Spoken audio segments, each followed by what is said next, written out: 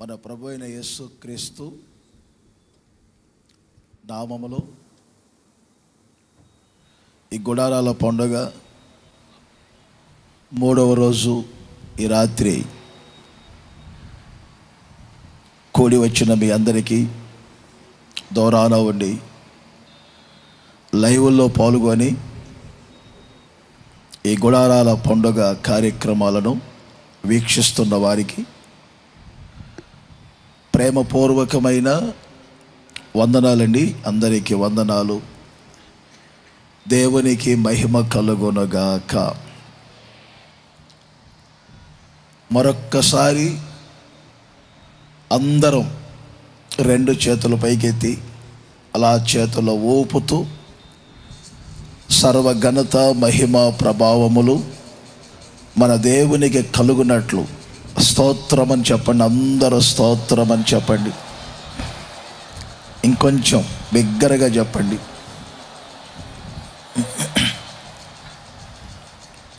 ఈ గుడారాల పండుగ ద్వారా సర్వ ఘనత మహిమ ప్రభావములు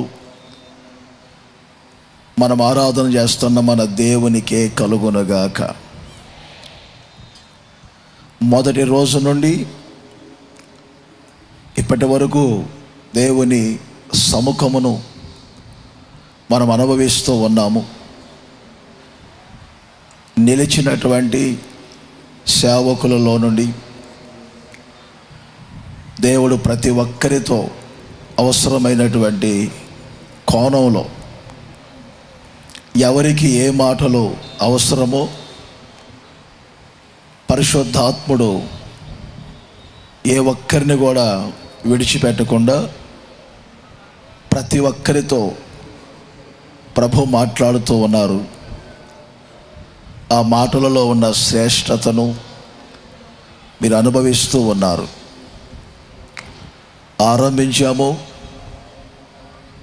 కళ్ళు మూసి తెరిచే లోపల ముగించినట్లుగానే అనిపిస్తుంది.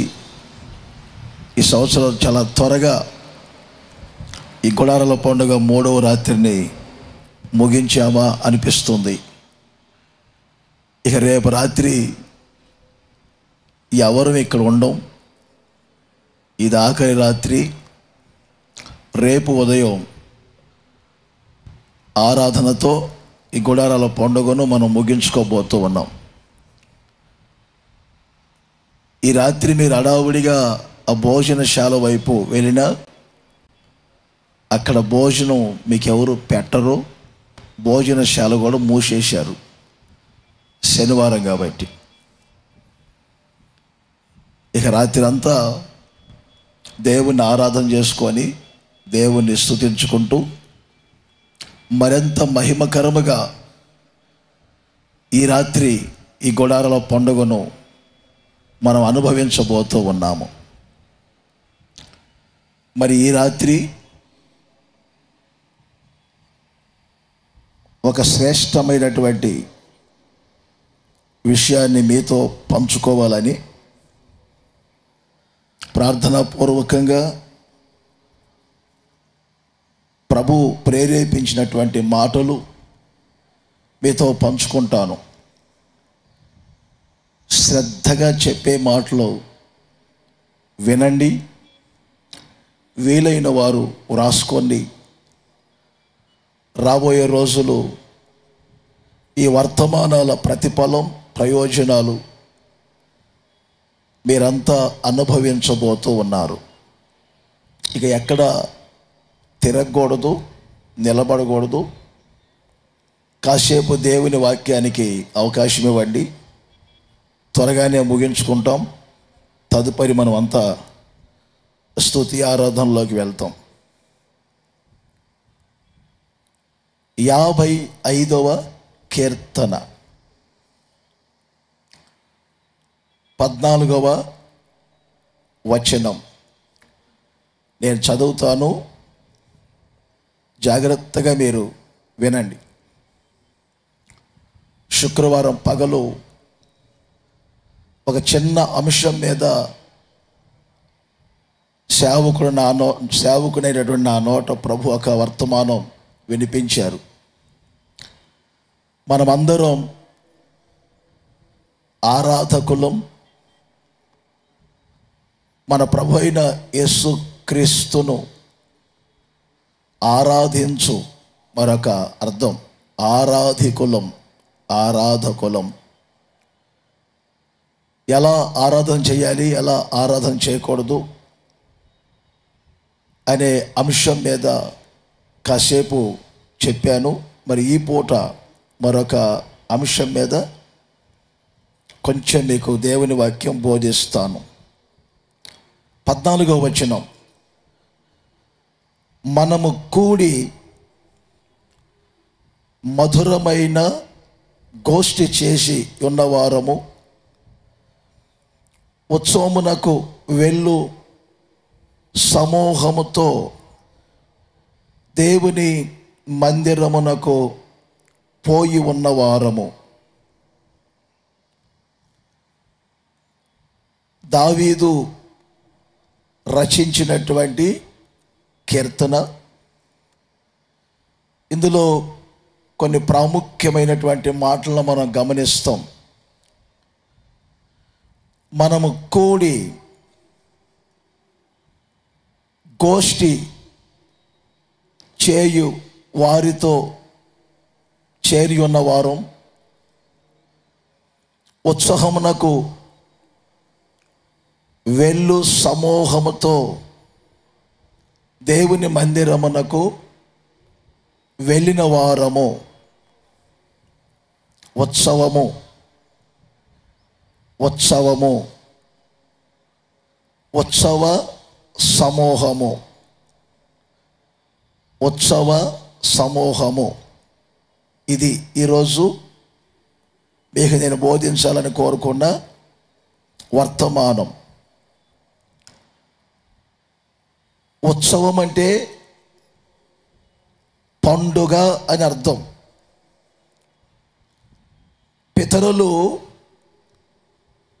కొన్ని పండుగలు, కొన్ని ఉత్సవములు జరుపుకునేవారు. ఆ జరుపుకునే పండుగలకు సమూహాలు సమూహాలుగా కూడుకొని మధురమైనటువంటి గోష్ఠి చేయువారు. గోష్ఠి అంటే మనసుకు వినోదం కలగజేసే ఒక కచేరీ, మనసుకు ఒక వినోదం కలగజేసే కచేరీ అంటారు. ఏదైనా ఒక విషయం కొరకు ఒక్క చోట కూర్చుండే సభ, అసెంబ్లీ అంటారు. గోష్ఠి అనే ఆ పదానికి అర్థం. మన పితరులు పండుగ రోజు, ఉత్సవము రోజు సమూహాలు సమూహాలుగా యెరూషలేములో, సియోన్లో కూడి మధురమైనటువంటి మనసుకు వినోదాన్ని కలగజేసే కార్యక్రమాలను తర్కించుకుంటూ అలా వాళ్ళు సంతృప్తి పొందుతూ ఉంటారు. పితరుల యొక్క అనుభవాన్ని ఇప్పుడు భక్తుడైనటువంటి దావీదు ఈ మాట చెప్తున్నారు. మనం కూడా ఎవరమంటే కూడి మధురమైన గోష్ఠి చేసి ఉన్నవారు.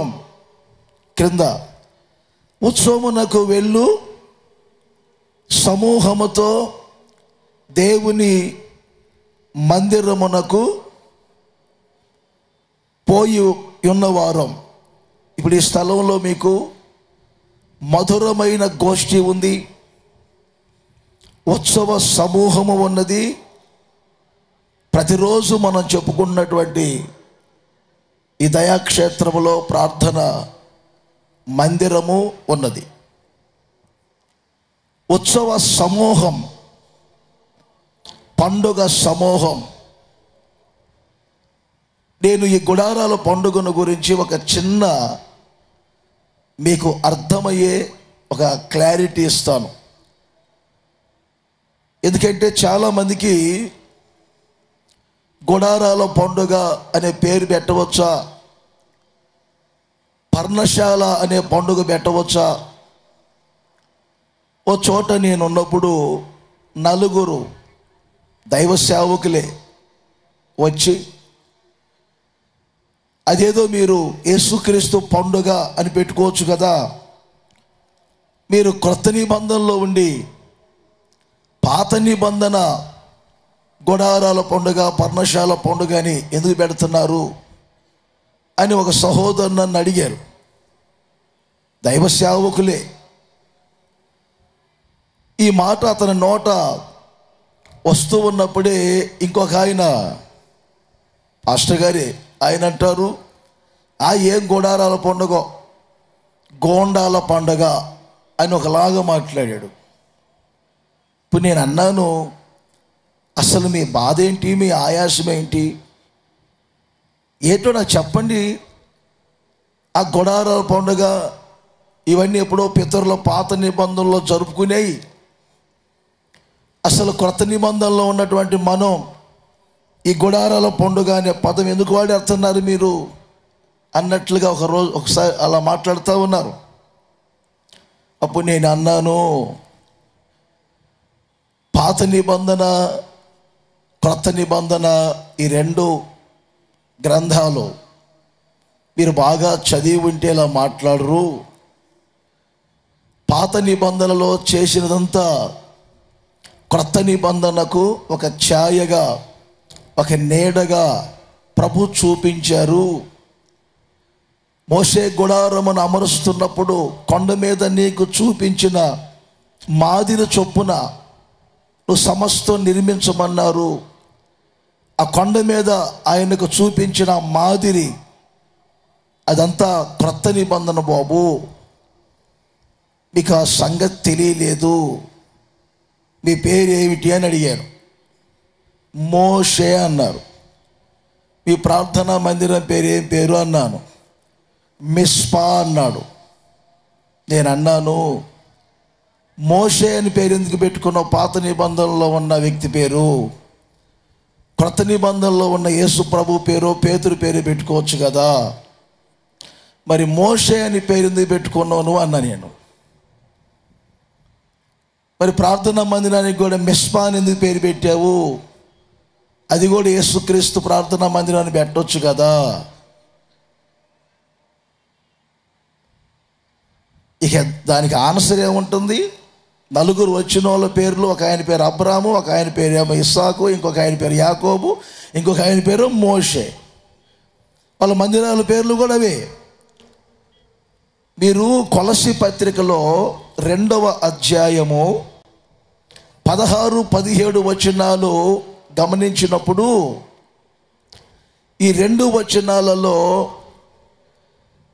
దినములను ఆచరిస్తున్నాము, పండుగలను ఆచరిస్తున్నాము, అమావాస్యను ఆచరిస్తున్నాము అని వాటిని ఛాయాపూర్వకముగా 16వ వచనములో చెప్పినటువంటి పౌలు భక్తుడు అంటారు, ఇవన్నీ కూడా క్రీస్తులో నిజస్వరూపమై ఉన్నవి, క్రీస్తులో నిజస్వరూపమై ఉన్నవి. ఇంకొక మాట కూడా మీకు చెప్తాను. కొరింథీయులకు రాసిన మొదటి పత్రిక 5వ అధ్యాయం 8వ వచనాన్ని కూడా మీరు గమనించండి. పాత నిబంధనలో ఉన్నటువంటి ఒక పస్కాను ఇక్కడ పౌలు గారు అంటారు. అంతేకాదు, క్రీస్తు అను మన పస్కా వధించబడెను అని వ్రాయబడింది. అంటే మీకు అర్థం కావాలి, పాత నిబంధనలో జరిగినవన్నీ క్రొత్త నిబంధనలో ఆ పేర్లు వాడకూడదని, ఆ పేర్లు పెట్టుకోకూడదని కాదు. అవన్నీ ఒక ఛాయగా, నీడగా జరిగినాయి. పేరు గుడారాల పండుగని పెట్టుకుంటున్నారు, పర్ణశాల పండుగని పెట్టుకుంటారు, పస్కా పండుగని పెట్టుకుంటారు. అయితే నిజస్వరూపం ఏమిటంటే అక్కడ దినమును పండుగను ఆచరించటం కాదు, కానీ నిజస్వరూపమైనటువంటి యేసుక్రీస్తును ఆచరించటం, యేసుక్రీస్తును అనుభవించటం, అనే సంగతిని గుర్తించాలి. నేను ఎప్పుడైతే మోషే అని పేరు ఎందుకు పెట్టుకున్నారు, మీరు యేసు అని పేరు పెట్టుకోవచ్చు కదా అన్నప్పుడే వాళ్ళకి అర్థమైపోయింది. మిస్పా అని ఎందుకు పేరు పెట్టుకున్నారు, ఇంకేదో పెట్టుకోవచ్చు కదా. వాటిని గురించినటువంటి అర్థం తెలియకపోతే మరి గుడారాల పండుగ అర్థం నీకెలా తెలుస్తుంది అని చెప్పాను. ప్రియమైన సహోదరులారా, మనము ఉత్సవమునకు వెళ్ళు సమూహముతో కలిసిన వారం, ఉత్సవం జరుపుకునేవారం. ఈ ఉత్సవం ఎవరికి, ఈ పండుగ ఎవరికి? ఇంకొక మాట నేను మీకు వివరించి ఆ తదుపరి ఈ ఉత్సవము కాలములో, జరుగు కాలములో పాత నిబంధనలో ఏ ఏ కార్యాలు జరిగాయో, ఎలాంటి ఆశీర్వాదాలు ప్రజలు అనుభవించారో, ఆ ఉత్సవ కాలములలో దేవుడు ఆ ప్రజల మధ్యలో, ఆ సమూహం మధ్యలో ఏమై ఉన్నారో, ఎలాంటి కార్యాలు ఆ ప్రజలు ఆ సమూహం అనుభవించారో, వాటిని పాత నిబంధన క్రొత్త నిబంధన పోల్చి కొన్ని మాటలు నేను ఈరోజు వివరిస్తాను. దానికి ముందు నిర్గమకాండం 5వ అధ్యాయం మొదటి వచనాన్ని మీరు గమనించండి. నేను చదివించే ప్రతి చోట ఉత్సవము అనే పదాలు ఉంటాయి. ఈ 5వ అధ్యాయములో దేవుడే స్వయంగా చెప్పారు, మోషే అహరోనులతో ఏమని చెప్పారు? నేను చెప్తానన్న తర్వాత చదువు కానీ. ఫరో దగ్గరికి వెళ్ళు, లక్షల కొలది ప్రజలు ఐగుప్తులో ఉన్నారు కదా, వారందరినీ ఆరు బయటకు అంటే అరణ్యమునకు మీరు తీసుకొని వెళ్తామని చెప్పు. ఎందుకు అని ఫరో అడిగితే ఆ ఫరోకు మీరు ఇలా చెప్పండి, దేవుడు మాకు సెలవు ఇచ్చారు. ఏమని? నాకు ఉత్సవము చేయుటకు మీరు అరణ్యమునకు రండి, ఆరు బయటకు రండి, అరణ్యానికి రమ్మని చెప్పారు. ఎందుకు మేము ఇప్పుడు అరణ్యానికి వెళ్ళాలంటే మా దేవునికి మేము ఉత్సవం చేసుకోవాలి, మేము పండుగ చేయాలి. బాగా ఆలోచన చేయండి. ఈ ఉత్సవం ఎవరికంటే దేవునికి. ఈ గుడారాల పండుగ ఎవరిదంటే దేవునిది, దేవునికి సంబంధించినది. ఆ రోజున ఐగుప్తు దేశము నుండి లక్షల కొలది ప్రజలు ఆరు బయటకు అంటే అరణ్యానికి వచ్చి వాళ్ళు ఉత్సవం జరుపుకున్నారు. ఆ పండుగను వారు ఆచరించారు. నా ప్రియమైన సహోదరులారా, ఈ రోజున కూడా రాష్ట్ర దేశ ప్రపంచంలో అనేక దేశాల నుండి కూడా ఈ గుడారాల పండుగకు మిమ్మల్ని అందరినీ ఈ ఆరు బయటకు తీసుకొని వచ్చారు. వాళ్ళు అక్షరార్థంగా పండుగను ఆచరించిన వారు. మనమందరం ఆత్మ సంబంధంగా ఈ ఉత్సవాన్ని, ఈ పండుగను మనం ఆచరిస్తూ ఉన్నాము. ఉత్సవ సమూహముతో కూడా మనము పోయి ఉన్న వారము. బాగా ఆలోచన చేయండి. దావీదు మంచి మాట అంటారు ఆ మూలవాక్యంలో, ఉత్సవానికి చాలామంది జనసమూహం వెళ్తూ ఉన్నారు. సమూహాలుగా వెళ్తున్నారు. తర్వాత మీరు చదువుకోనండి, విలాప వాక్యములో ఉంటుంది, ఉత్సవానికి ప్రపంచ నలుమూలల నుండి జనము ఏ విధముగా తరలి వస్తారో, నా మీదికి అలాంటి భయాలు మీరు కలగజేశారంటారు విలాప వాక్యాలు. అందుకే దాన్ని నేను రెఫరెన్స్ మీకు ఇవ్వట్లేదు. మీరు అంటారు ఉత్సవానికి, ఒక పండుగకు సమూహాలుగా ప్రపంచవ్యాప్తం నుంచి కదిలి వస్తారు. ఇదిగో చూడండి, మీరంతా ఎవరో తెలుసా? ఇప్పుడు ఉత్సవానికి వచ్చినటువంటి ప్రజలు ఈ పండుగలో మీరు పాలు పొందినవారు ఈ గుడారాల పండుగలో నా దేవుడు మీ జీవితంలో కొన్ని గొప్ప గొప్ప కార్యములు చేయబోతూ ఉన్నారు. ఉత్సవము అంటేనే పండుగ, పండుగ అంటేనే ఆనందం, పండుగ అంటేనే సంతోషం, మన మనసుకు ఒక వినోదం కలిగించే ఏమండి అనుభవం. ఖచ్చితంగా ఈ గుడారాల పండుగలో మునుపు ఎన్నడూ పొందని ఆశీర్వాదాలు, ఆత్మీయతలు మీరు మీ కుటుంబాలు అనుభవించాలని మనస్ఫూర్తిగా నేను కోరుకుంటూ ఉన్నాను. ఉత్సవమునకు వెళ్ళు సమూహముతో నేను కూడా వెళ్ళి ఉన్నవారము అని దావీదు చెప్పారు. మీరు ఇప్పుడు చెప్పుకోవాలి, మేము కూడా వచ్చి ఉన్నవారము, ఉత్సవ సమూహమునకు మేము కూడా వచ్చి ఉన్నవారము. అలా ఎంతమందిని నమ్ముతున్నారు?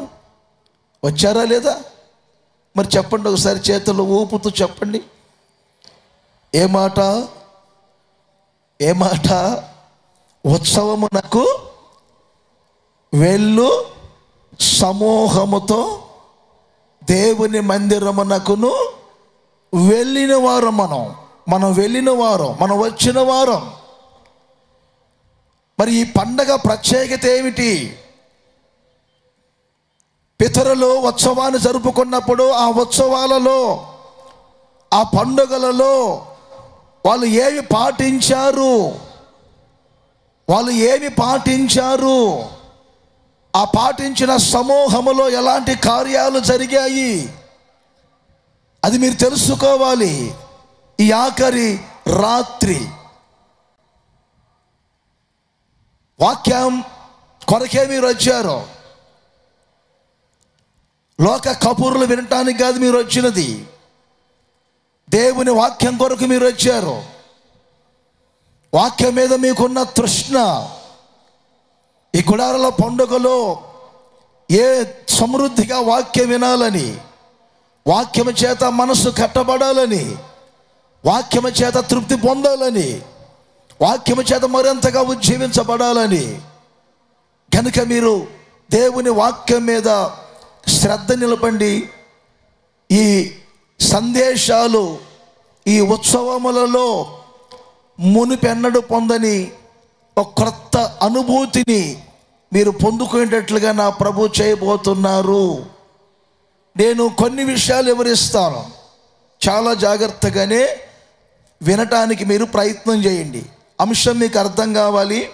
మరొక్కసారి చెప్తున్నాను, పితరులు జరుపుకునే ఉత్సవములలో వాళ్ళు ఏం పాటించారు, ఆ ఉత్సవములలో, ఆ పండుగలలో దేవుడు ఏమై ఉన్నారు, ప్రజలను ఎలా వారిని ఆశీర్వదించారు, ఎలాంటి అనుభూతిని వారు పొందుకున్నారు, అవి నేను మీకు కొన్ని చెప్తాను.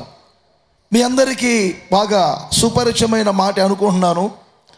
118వ కీర్తన మెట్టిమెట్టిగా ఒక 3 విషయాలు చెప్తాను.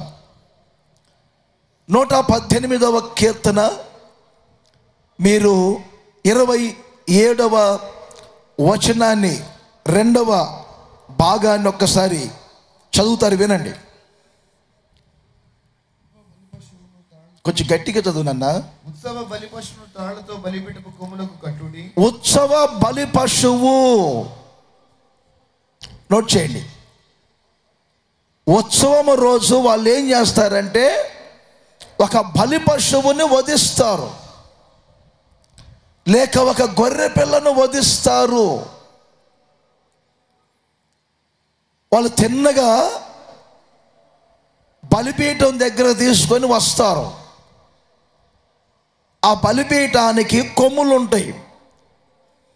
ఆ బలిపీఠపు కొమ్ములకు ఆ ఉత్సవానికి తీసుకొని వచ్చినటువంటి బలి పశువు మెడకు ఒక త్రాడు కడతారు.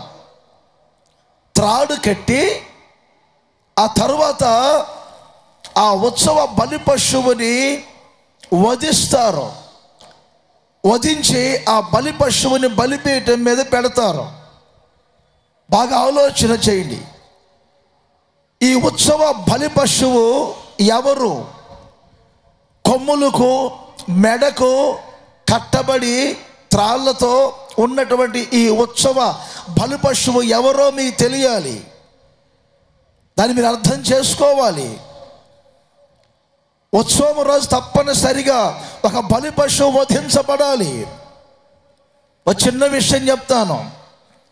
ప్రప్రథమగా ఇశ్రాయేలీలు ఐగుప్తు దేశములో ఉన్నప్పుడు ఆ ఐగుప్తు దేశములో లక్షల మంది ప్రజల మధ్యలో ఒక బలి పశువుని వధించారు. అది నిర్దోషమైనటువంటి ఒక గొర్రె పిల్లను వధించారు. బాగా వినండి. వాళ్ళ 40 సంవత్సరాల ప్రయాణములోనే కాకుండా తరతరాలు వారు గుర్తుపెట్టుకోవలసినటువంటి ఒక విషయం ఏమిటంటే, ఆ భయంకరమైనటువంటి కఠిన దాస్యములో నుండి, ఐగుప్తులో నుండి మేము ఎలా విడిపించబడ్డాము, ఎలా మేము బయటికి రప్పించబడి ఉన్నాము, ఆ రోజున ఏ కార్యము జరిగితే ఐగుప్తు దేశం అంతటి మీద భయంకరమైనటువంటి సంహారపు దూత, సంహరించే దూత, సంహారము చేసే దూత ఐగుప్తు దేశమంతా సంచరిస్తున్నప్పుడు ప్రతి ఇంటిలో ప్రవేశించి ఆ ఇంటిలో ఉన్న ప్రథమ దానిని, అది మనుషుల్లో కానీ పశువుల్లో కానీ ప్రతిదీ భయంకరంగా చనిపోతూ ఐగుప్తు దేశం అంతా మరణ ఘోషలో ఉండగా, ఐగుప్తు దేశం అంతా ఎక్కడ చూసినా మరణం మరణం మరణం. దేవుడు మోషే ద్వారా ఒక మంచి మాట చెప్పారు. ఐగుప్తు దేశములో ప్రతి ఇంటిలో మరణం ప్రవేశిస్తుంది, మృత్యువాత పడుతున్నారు ప్రజలు. కాబట్టి మోషే ఇశ్రాయేలీయులందరితో చెప్పు, ప్రతి ఇంటికి ఒక నిర్దోషమైనటువంటి గొర్రె పిల్లను వధించమని చెప్పు. అదే ఒక పస్కా రోజు వారు వధించినటువంటి నిర్దోషమైన గొర్రె పిల్ల.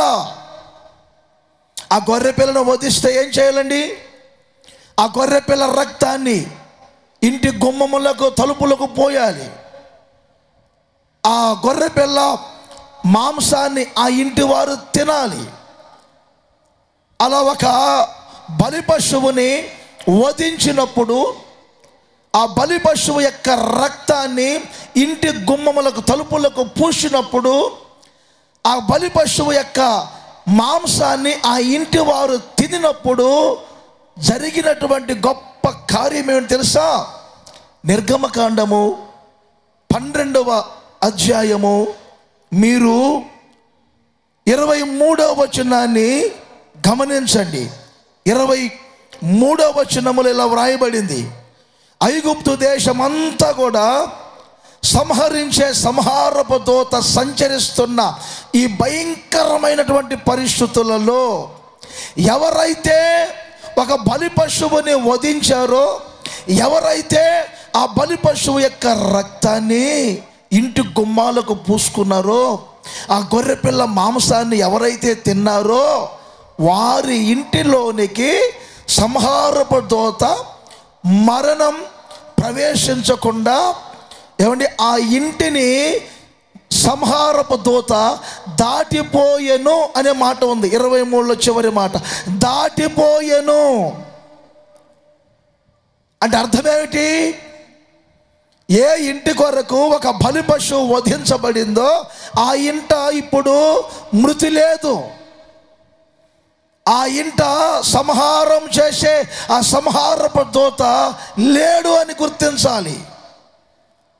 ప్రియమైన సహోదరులారా, అందుకే మన పితరులు పస్కా అనే ఒక పండుగ రోజు వాళ్ళు ఏం చేశారు? ఆ పేరు అక్కడి నుంచే ప్రారంభమైంది మనకు. ఆ పండుగ రోజు, ఆ ఉత్సవం రోజు వాళ్ళు ఏం చేశారంటే ఒక బలి పశువుని వధించారు. ఇది పాత నిబంధన సిద్ధాంతం. పాత నిబంధనలోనే మోషే అనే ఒక దైవజనుడు, ఏమండి చూడండి మంచి మాటలు ఉంటాయి. హెబ్రీ పత్రిక 11వ అధ్యాయం చదువుతారు, 28వ వచనం సరిగ్గా చదవాలి. తొలిచూలు పిల్లలను నాశనము చేయువాడు ఇశ్రాయేలీయులను ముట్టకుండు నిమిత్తము అతడు విశ్వాసమును బట్టి మోషే విశ్వాసమును బట్టి పస్కాను రక్త ప్రోక్షణ ఆచారమును ఆచరించెను. ఇది పాత నిబంధనలో ఛాయగా జరిగింది. తలలో పైకెత్తి ఒకసారి వినండి. ఐగుప్తు దేశమేనా? ఈ రోజున ప్రతి పట్టణములో మరణం, ప్రతి వీధిలో మరణం, విలాప వాక్యాలలో విలపిస్తూ ఉంటారు. గుండె కొట్టుకుపోతుంది. వీధులలో మరణం మరణం మరణం ప్రవేశించింది. ఇర్మియా తన గ్రంథంలో అంటాడు, రాజమార్గములో ఉన్నటువంటి యవనస్తులు పాడు చేయాలని మరణం మన ఇంటి కిటికీలు ఎక్కుచున్నది. వీధిలో ఇంటిలో ఉన్న పసిపిల్లలు పాడు చేయవలనని మరణం ప్రవేశిస్తున్న భయంకరమైన రోజులు కావా ఇవి? ఇర్మియా గ్రంథం 48వ అధ్యాయం 8వ వచనాన్ని మీరు గమనించండి. 8వ వచనం. ఈ రోజుల్లో జరిగే విషయాలు ఆ రోజుల్లోనే ఇర్మియా భక్తుల ద్వారా బయలుపరచబడి, ఏమిటా విషయాలు? బాగా ఆలోచన. సంహారకుడు ప్రతి పట్టణము మీదికి, చూసారా, ఏ పట్టణమును తప్పించుకొన జాలదు. చూసారండి, ఈ సంహారపు దూత, ఈ మరణం ఏ వ్యక్తిలో ప్రవేశిస్తే ఏ వ్యక్తి తప్పించుకోలేరు. ఏ ఇల్లు తప్పించుకోలేదు, ఏ కుటుంబం తప్పించుకోలేదు, ఏ పట్టణం తప్పించుకోలేదు. సంహారపు దూత అంటే మరణపు దూత. ఈ రోజున పుట్టే వాళ్ళకంటే ప్రతిరోజు చనిపోయే వాళ్ళు ఎక్కువ. ఏదో ఒక దిశగా మరణం మనుషుల్లో ప్రవేశిస్తున్న రోజులు. ఈ భౌతికముగా ఇజ్రాయేళ్ల జీవితంలో ఏమండి, ఆ సంహారపు దూత వశము కాకుండా తప్పించబడి రక్షించబడిన అనుభవాన్ని మనకు చూపిస్తూ ఉంది. దీన్ని మన కొంచెం క్రొత్త నిబంధనలోనికి వస్తే, ఈ క్రొత్త నిబంధనలో ఎవరు ఈ బలిపీఠము కొమ్ములకు కట్టబడినటువంటి ఈ బలి పశువు ఎవరంటే, ఆ క్రొత్త నిబంధన సిద్ధాంతం ప్రకారం, పాత నిబంధనల ఛాయ, క్రొత్త నిబంధనల నిజ స్వరూపం, ఆ బలిపీఠపు కొమ్ములకు కట్టబడి ఉన్న బలి పశువు ఎవరండి? ఆయనే మన ప్రభు అయిన యేసుక్రీస్తు.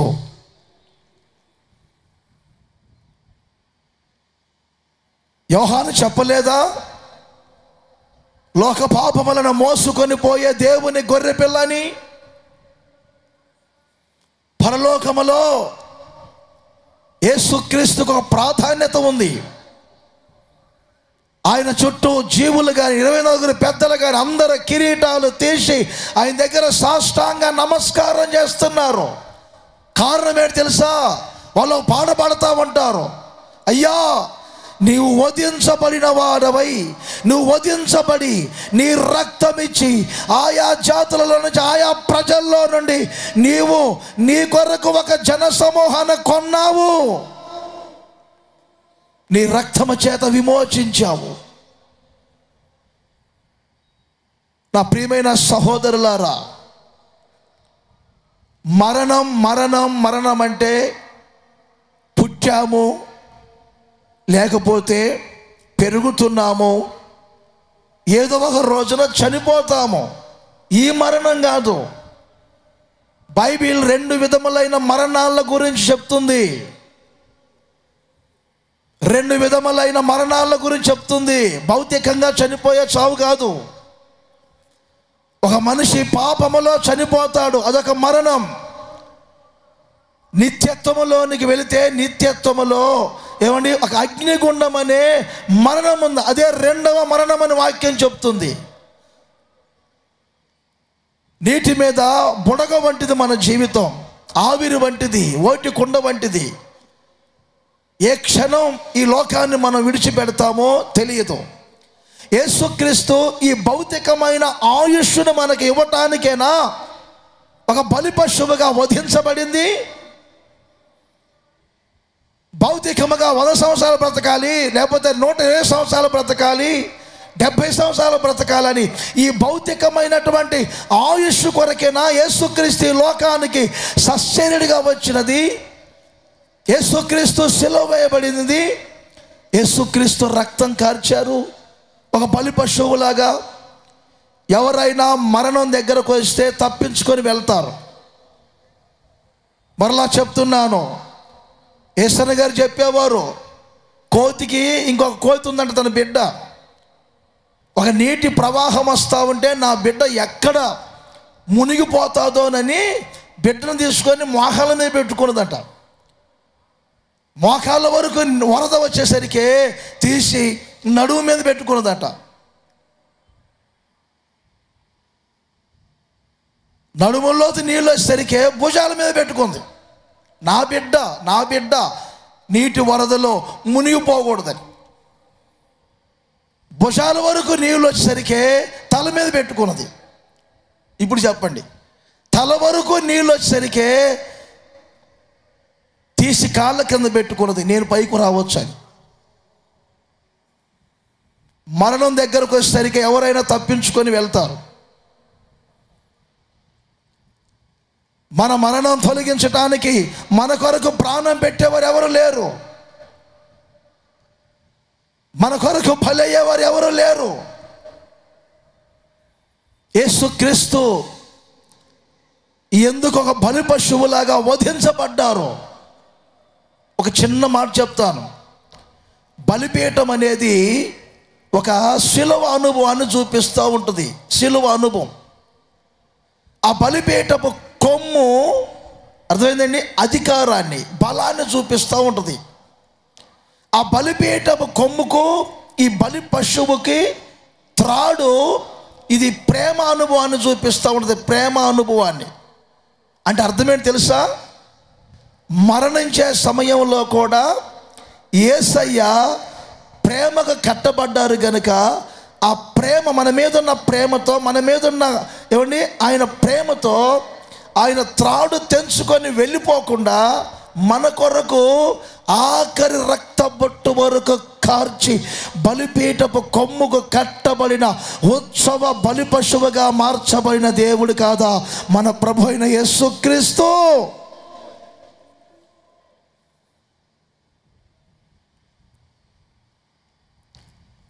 ఉత్సవం రోజు ఏంటండి మా జీవితంలో జరిగేదంటారా?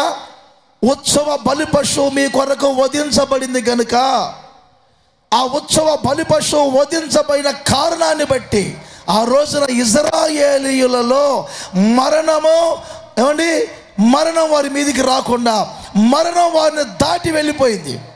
కొలసీ పత్రిక 2వ అధ్యాయం 15వ వచనాన్ని గమనించండి. మన ప్రభు అయిన యేసుక్రీస్తు ఎలాంటి మరణాన్ని ఆయన రద్దుపరుస్తారో, ఎలాంటి మరణాన్ని ఆయన కొట్టివేస్తారో ఆ సంగతి ఇక్కడ వ్రాయబడింది. 15వ వచనం, మరియు అపరాధముల వలనను మీరు మృతులై ఉండగా దేవుడు వ్రాతపూర్వకమైన ఆజ్ఞ వలన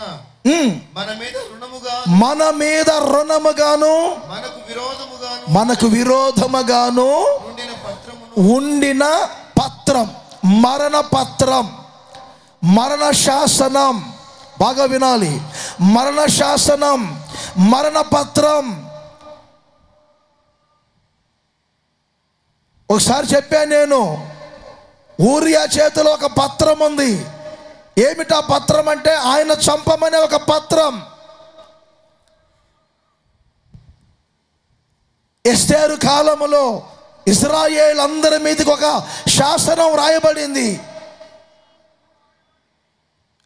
యూదులు ఇశ్రాయేలు ఎక్కడ కనబడితే అక్కడ వారిని చంపమని. మీకు విరోధముగా ఉన్న ఒక మరణ శాసనం, రుణముగా ఉన్నటువంటి ఒక పత్రం. యేసయ్యా, మరొకసారి చెప్తున్నాను, ఏమండి, యేసన్న గారు ఎప్పుడు అంటారు, భౌతికమైన ఆశీర్వాదాల కొరకు మీరు అంత తపన పడాల్సిన అవసరం లేదు. సింపుల్గా చెప్తారు యేసన్న గారు. మీరు ఆధ్యాత్మికమైన అనుభవాలు నేర్చుకుంటూ వెళుతూ ఉంటే వాటితో పాటు భౌతికమైన ఆశీర్వాదాలు వస్తాయి. ఇది యేసయ్య చెప్పిన మొదటి ప్రసంగమే. దేవుని రాజ్యమును, దేవుని నీతిని మీరు వెతకండి, వాటితో కూడా మీకు కావలసిన అవన్నీ కూడా అనుగ్రహింపబడతాయని యేసయ్య చెప్పిన మూల పాఠం. దాని కొరకు లీటర్లు మీ తల మీద నూనె పోయాల్సిన అవసరం లేదు.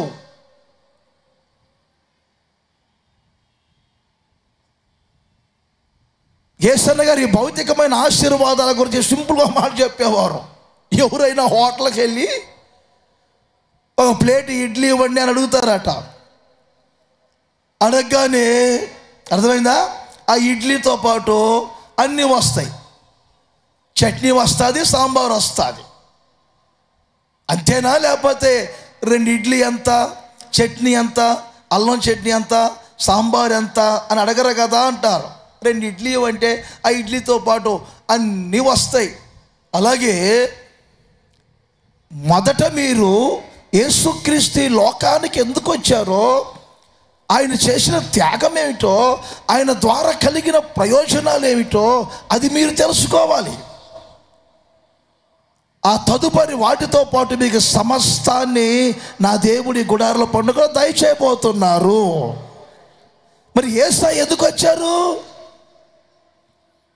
33.5 సంవత్సరాలు జీవించి ఎన్నో సుబోధులు చేసి చివరిగా యేసుక్రీస్తు శిలువ వేయబడి, గాయపరచబడి, రక్తము కార్చి, ప్రాణం పెట్టి ఆయన ఎందుకు మన కొరకు కలువరి శిలువలో వేలాడారు. అందుకే వాక్యం అంటుంది, మన మీద రుణముగాను మనకు విరోధముగాను ఉన్నటువంటి ఆ మరణ పత్రాన్ని, మరణ శాసనాన్ని మేకులతో శిలువకు కొట్టి దాని మీద ఉన్న చేవ్రాతను, ఆ మరణపు వ్రాతను ఆయన చెరిపివేసి ఉన్నాడు. అందరి చేతులు ఊపుతూ చెప్పండి గట్టిగా హల్లెలూయా. దైవజనుడైన పౌలు గారు లాంటి వాళ్ళకు కూడా మరణ భయం ఉంది. జీవితకాలం అంతా ప్రతి వారికి మరణ భయం ఉంటుంది. పౌలు గారు, ఇట్టి మరణమునకు లోనగుచున్న ఈ శరీరము నుండి నన్ను ఎవరు విడిపిస్తారు అని చెప్పి ఆ తదుపరి ఈ మాట అంటారు, క్రీస్తు యేసు నందున్న వారికి ఏ శిక్ష విధి లేదు. మరణ శిక్షను కొట్టివేయటానికే మీ మీద ఉన్న జీవిత కాలం అంతా మీ మీద రుణముగా, మీకు విరోధముగా ఉన్న మరణ శిక్షను రద్దుపరచటానికే కదా ఏమండి ఉత్సవం రోజున యేసయ్య బలి పశువుగా వధించబడ్డారు. యేసయ్య ఒక బలి పశువుగా వధించబడ్డారు. పితరుల జీవితంలో ఏం జరిగింది? ఉత్సవం రోజున ఒక బలి పశువు వధించబడింది. తద్వారా సంహారకుడు రాలేదు. ఈ గుడారాల పండుగలో ప్రతి సేవకుడిని నిలిపి ఒక్కొక్కరిని మరుగు చేసి పరిశుద్ధాత్ముడు మాట్లాడుతున్నారు. ప్రారంభం నుండి నేను చూస్తూనే ఉన్నారు. నిలిచిన ప్రతి సేవకుల ద్వారా యేసుక్రీస్తు ప్రత్యక్షపరచబడుతున్నారు. ఆ శిలువ వేయబడినటువంటి యేసుక్రీస్తు ఈ రాత్రి మీకు ప్రత్యక్షపడాలి. ఆయన మీ కొరకు శిలువ వేయబడ్డారని, ఆయన మీ కొరకు రక్తం కార్చారు, ఆయన మీ కొరకు ప్రాణం పెట్టాడని, ఆయన మన కొరకే మృతులలోని తిరిగి లేచాడు. దావీదు అందుకే అంటాడు, ఉత్సవమునకు వెళ్ళు సమూహముతో మనము కూడా దేవుని మందిరమునకు పోయి ఉన్నవారము, వెళ్ళి ఉన్నవారం. మీరు ఈ ఉత్సవం రోజున లేక ఈ గుడార్ల పండుగలోనికి వచ్చారు. ఈరోజు నా దేవుడు మీకు ఇచ్చే ఒక గొప్ప ఆశీర్వాదం ఏంటి తెలుసా?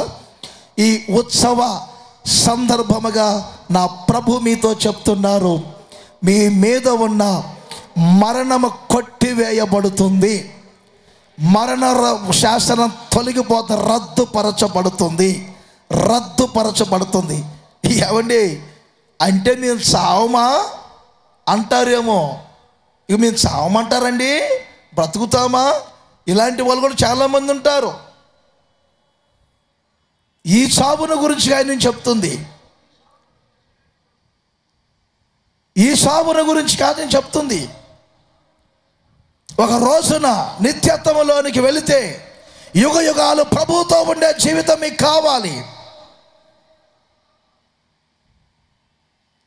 ఆ దర్శనానికి వెళ్ళాము, అద్భుతాలు జరిగాయి. ఈ దర్శనానికి వెళ్ళాము, అద్భుతాలు జరిగాయి. ఈ దర్శనానికి వెళ్ళాము, 6 గంటలు నిలబడ్డాం, 3 గంటలు నిలబడ్డామని చెప్తారు. కానీ అర్థమైందా?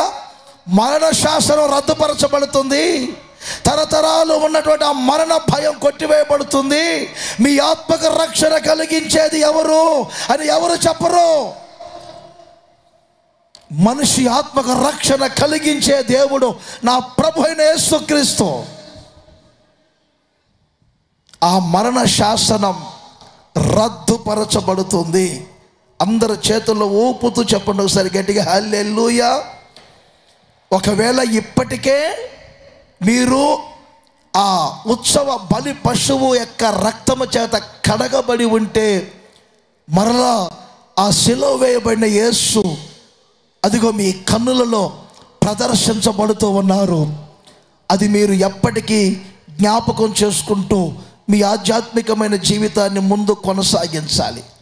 బైబిల్ అంతట్లో మీరు ఎక్కువగా ఉన్న మాటలు గమనించండి. నేను చెప్పే మాటలు ఒక్కొక్క మాట ఒక్కొక్కసారి చెప్పి ముగించారు దేవుడు. కానీ ఐగుప్తు దేశములో నుండి నేను మిమ్మల్ని ఎలా రప్పించాను, ఎలా విడిపించాను అనే పదాలు ప్రతిదీ పదే చెప్తారు. అసలు ఇజ్రాయేలీలు సంవత్సరానికి ఒక్కసారి, అర్థమైందా, వాళ్ళ ఇల్లు విడిచిపెట్టి ఇలాగే ఆరు బయటకు వచ్చి ఏమండి ఖర్జూరపు మట్టలు కట్టుకొని వాటి క్రింద ఉంటారు ఇప్పటికీ. ఎందుకో తెలుసా? వాళ్ళు ఒకప్పుడు ఏ స్థితిలో ఉన్నారో ఆ స్థితిలో నుండి ఏ స్థితిలోనికి వచ్చారనే సంగతిని మీరు మర్చిపోవద్దని చెప్తారు. మీ కొరకు ఆ ఉత్సవ బలి పశువు వధించబడిన సంగతి మర్చిపోకూడదు.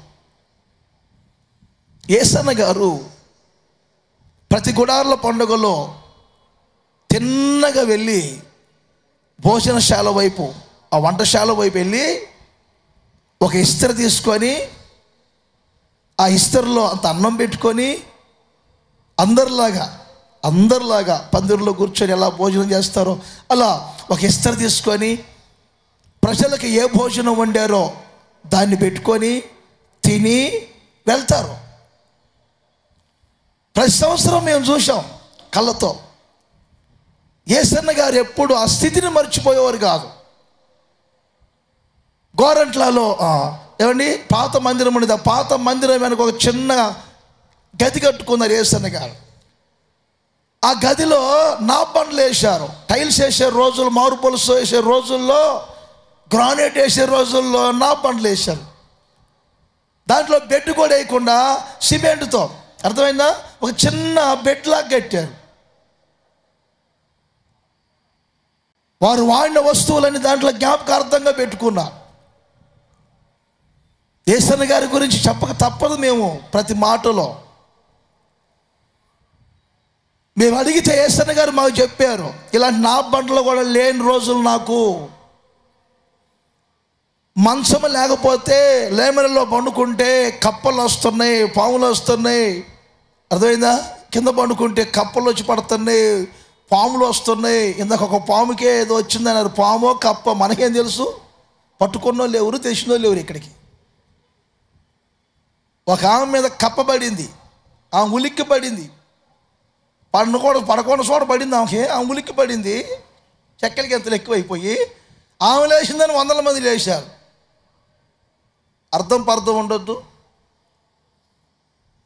మీ మీద నేరాలు మోపాలని కాదులే, వినండి. మీరు ఎంతసేపు కూర్చుంటున్నారు, అదే మాకు సంతోషం.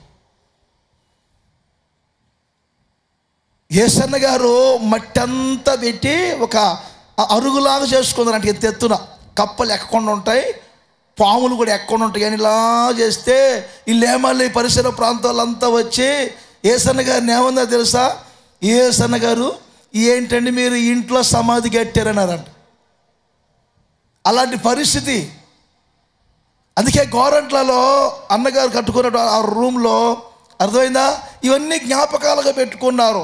ఒకప్పుడు నేను ఎలా ఉన్నాను, ఏ రక్తము చేత విమోచింపబడ్డాను, ఎలాంటి ప్రేమను యేసయ్య నా మీద చూపించారు, నా కొరకు ఎలాంటి త్యాగం చేశారు, ఏమిస్తే ఆయన రుణాన్ని నేను తీర్చుకోగలను.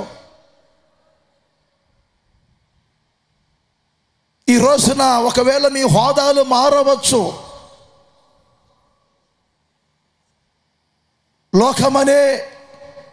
లోకంలో జీవించే జీవితంలో ఒకవేళ వ్యవస్థలు పెరగవచ్చు, కానీ మీ కొరకు ఒక ఉత్సవం రోజున బలి పశువు వధించబడిందనే సంగతి మర్చిపోవద్దు.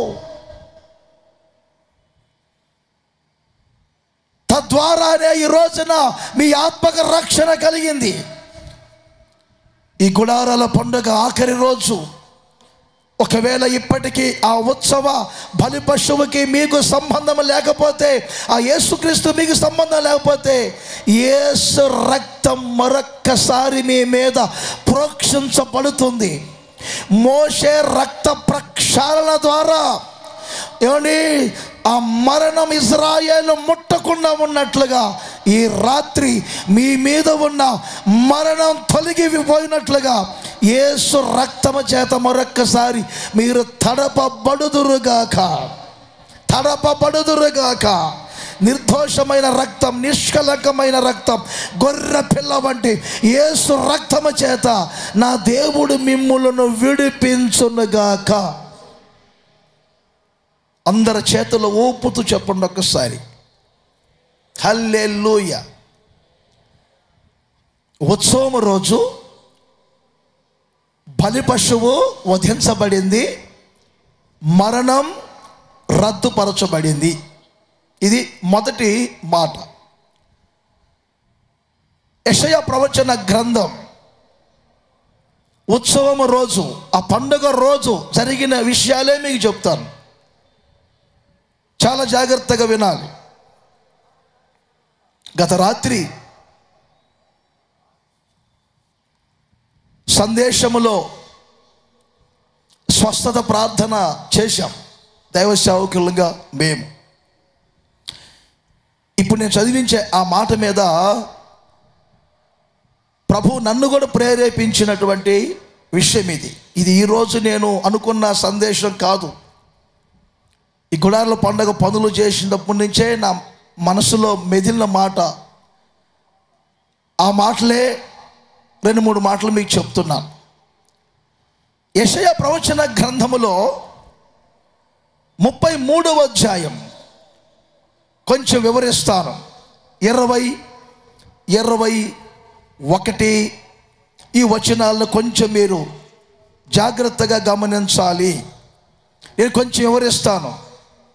ఇంచుమించుగా మీరు ఏమండి 100లో 90% యేసు ప్రభువును నమ్ముకున్న వాళ్ళు, సంఘాల్లో ఉన్నవారు, సేవకుల చేత నడిపించబడేవారు కనుక కొన్ని ఆధ్యాత్మికమైన విషయాలు నేర్చుకుందాం. 20వ వచనం, ఉత్సవ కాలములలో మనము కూడుకొనుచున్న సియోను పట్టణమును చూడుము, నిమ్మలమైన కాపురముగాను తీయబడని గుడారముగాను నీ కన్నులు యెరూషలేమును చూచును, దాని మేకులు ఎన్నడును ఊడదీయబడవు, దాని త్రాళ్ళలో ఒక్కటైనను తెగదు, అచ్చట. అచ్చట ఈ పదాన్ని కొంచెం జాగ్రత్తగా నోట్ చేసుకోండి. అచ్చట. అచ్చట అంటే వ్యతిరేక పదం. ఎచ్చట ఉత్సవ కాలము జరుగుచున్న చోట.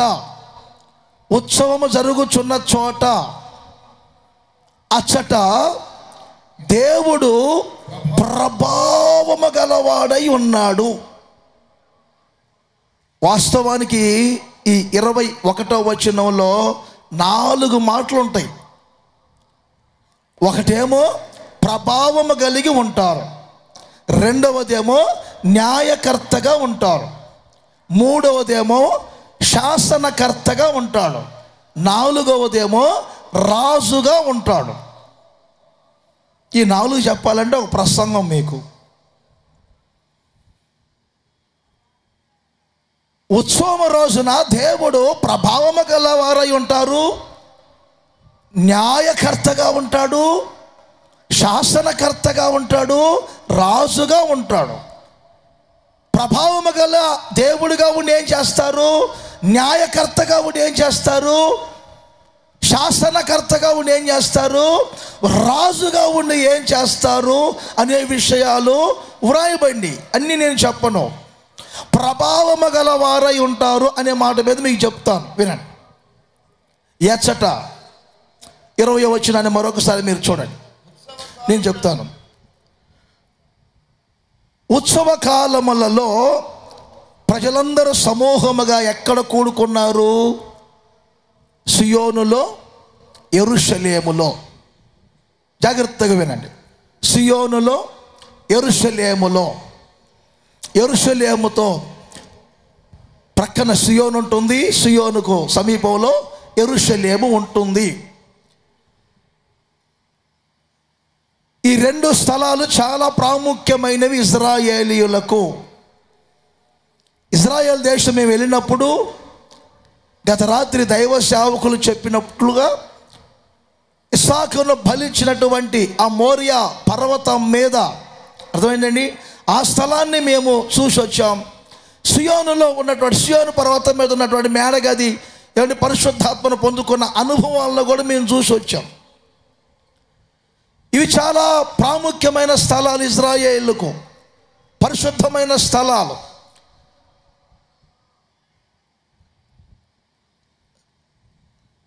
పండుగ రోజు ఆ సియోనులో, ఆ యెరూషలేములో ప్రజలు గుంపులు గుంపులుగా కూడి ఉంటారు. ప్రవక్తలు దీని గురించి ఏం చెప్పారు తెలుసా? ప్రతిష్ఠిత కాలములలో, దినములలో, నియామక కాలములలో, దినములలో ప్రతిష్ఠించబడినటువంటి గొర్రెలు విస్తారముగా యెరూషలేములోనికి వచ్చినట్లుగా నేను మిమ్మల్ని ఆ విధంగా విస్తరింప చేస్తాను అంటాడు యెహెజ్కేలులో. అంటే అర్థమేంటి? వాళ్ళ పండుగ దినాలలో ప్రపంచవ్యాప్తముగా ఉన్నటువంటి యూదులు, ఇజ్రాయేల్ అందరూ కూడా ఏమండి అలా సియోనులో, యెరూషలేములో చేరుతారు. ప్రతిష్ఠితమైనటువంటి గొర్రెలను వారు బలులుగా అర్పించుకుంటారు, అక్కడ పండుగ జరుపుకొని వెళ్తారు. కొంచెం వీటిని ఆధ్యాత్మికంగా మనం గమనించినప్పుడు సియోను అంటే సేవకుల బృందం, యెరూషలేము అంటే సంఘాల ఉండే సంఘము యొక్క స్థానం. సియోను అంటే మేము సేవకులం, యెరూషలేము అంటే మీరు మా ఎదురు ఉన్న సంఘాలు. మీరు ఏ సంఘానికి సంబంధించిన వాళ్ళైనా, మేము సంఘాలలో ఉన్న వాళ్ళము, సంఘాలలో స్థిరపడిన వాళ్ళం, మేము సంఘముగా కట్టబడిన వారము అనేవాళ్ళు. అది ఏ సంఘమైనా కానీ ఒకసారి చేతుల పైకి గట్టిగా లేలి అని చెప్పండి. అదిగో చెప్పారు. మరి ఇప్పుడు మా సియోనుకు సంబంధించిన వాళ్ళు సేవకులు కూడా ఒకసారి గట్టిగా లేలి అని చెప్పండి. ఇది మేము. ఇప్పుడు మేమున్న, మీరున్న ఈ స్థలమే ఉత్సవము జరుపుకునే స్థలం, ఉత్సవము జరుపుకునే స్థలం. ఆమె అని చెప్పచ్చుగా ఇంకోసారి గట్టిగాను. అయితే చాలా జాగ్రత్తగా వినండి. ఇక 2 మాటలు చెప్పారు. దాని మేకులు ఎన్నడూను ఓడదీయబడవు. ఒక సియోను అనుభవంలో ఉన్న మేకులు, యెరూషలేము అనుభవంలో ఉన్న మేకులు, మేకు మేకు మేకు అనేది, మేకులు అనేవి స్థిరత్వాన్ని చూపిస్తూ ఉంటాయి.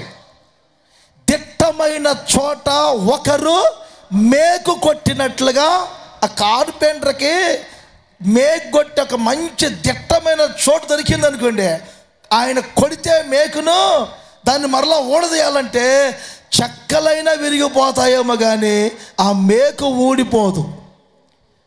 దిట్టమైన చోట మేకు కొట్టినట్లుగా నేను మిమ్మల్ని స్థిరపరచెదను అని చెబుతారు నా దేవుడు. సియోనుకు సంబంధించిన వారైనా, యెరూషలేము దేవుని ప్రజలైనా మీకు ఒక స్థిరత్వం ఉండాలి. మంచిది. వీటి గురించి నేను వివరించను, ఎందుకంటే అంశం అది కాదు కాబట్టి. 2, దాని త్రాళ్ళు ఎన్నడను తెగవు. త్రాడు అంటే ఇందాకే చెప్పాను, ప్రేమను చూపిస్తుంది అని. రోజు రోజుకి క్రీస్తు యేసు మీద ఉన్న ఆ ప్రేమ అనే త్రాడు తెగిపోకూడదు. పెనవేసుకున్న ఒక అనుబంధంగా మారిపోవాలి యేసు క్రీస్తులో. ఉత్సవం రోజున ఈ అనుభవం మీకు అవసరం. అయితే అచ్చట అచ్చట అచ్చట అందరు ప్రక్కనలో చెప్పండి, తప్పులేదు. అచ్చట అచ్చట యెహోవా, నేనంటాను, ఇదిగో సియోను ఉన్న ఈ చోట, యెరూషలేము ఉన్న ఈ చోట, ఈచట దేవుడు ప్రభావము గలవారై ఉన్నారు. చప్పట్లు కొట్టొచ్చా మరి ఒకసారి గట్టిగా? ఇక ఆఖరి దెబ్బ, రేపు రాత్రి మీరు ఉండరు కాబట్టి ఉన్న ఓపిక అంతా మూట కట్టుకొని చెప్పండి, గట్టిగా చెప్పండి, గట్టి కొట్టండి. ఇక రేపు రాత్రి మిమ్మల్ని ఎవరు కొట్టమనే వాళ్ళు లేరు. రేపు రాత్రి కూడా మేము ఉంటామండి అంటే ఇక్కడ ఎవరు ఉండరు. ఇక మీరు ఇక్కడ ఏదైనా వాసన ఉంటే పీల్చుకుంటుంటాం తప్ప. అర్థమైందా? ఇప్పటికే అటు నుండి ఇటు రావటానికి దృశ్యాలు చూడలేక అమ్మా ముక్కులు మూసుకొని వస్తున్నారు. ఇక రేపు రాత్రి ఎవరు ఉన్నా మేము ఉండలేం. మధ్యాహ్నం అవగానే తిన్నగా సంచులు తల మీద పెట్టుకొని బయలుదేరమని చెప్తాం. అందుకని ఆఖరి దెబ్బ కాబట్టి ఉన్న బలమంతా, శక్తినంతా ఉపయోగించి గట్టిగా కొట్టండి ఒకసారి. గట్టిగా కొట్టు, గట్టిగా. భూమి ధ్వనించిపోవాలి, ప్రతిధ్వనించిపోవాలి, భూమి ప్రతిధ్వనించిపోవాలి. ఇంకా నోళ్ళు ఖాళీగానే ఉన్నాయిగా, మా సేవకులు చెప్పట్లా నోళ్ళు ఖాళీగానే ఉన్నాయి కదని. స్తోత్రం. గట్టిగా హల్లెలూయా. గట్టిగా ఇచ్చట ఇచ్చట ఇచ్చటే ఇచ్చటే సియోను ఉన్న చోట, యెరూషలేము ఉన్న చోట, సియోను సమర్పణ ఉన్న చోట, యెరూషలేము సమర్పణ ఉన్న చోట, ఇచ్చట నా దేవుడు ప్రభావము గలవాడై ఉన్నాడు. ప్రభావము గలవాడై ఉన్నాడు. మన దేవుడు ప్రభావము కలిగిన దేవుడు. ఆమేన్ గట్టిగా. ప్రభావము కలిగిన దేవుడు. ఈ ఉత్సవం రోజు యేసయ్య బలిపశువుగా వధించబడ్డారు మరణాన్ని రద్దుపరచాలని. రెండవది, ఈ ఉత్సవం రోజు నా ప్రభు అయిన యేసుక్రీస్తు ఏమని ప్రభావము కలిగిన దేవుడిగా ప్రత్యక్షపరచబడతా ఉన్నారు. ఆయన మన జీవితంలో అనేకమైన అద్భుతాలు చేయాలని. ఆయన ప్రభావము కలిగిన దేవుడు. హెజ్కేల్ అంటాడు 43వ అధ్యాయం 2వ వచనములో, నేను నా దేవుని ప్రభావ దర్శనమును చూచాను. ఆయన ప్రభావ దర్శనం నాకు కనబడింది.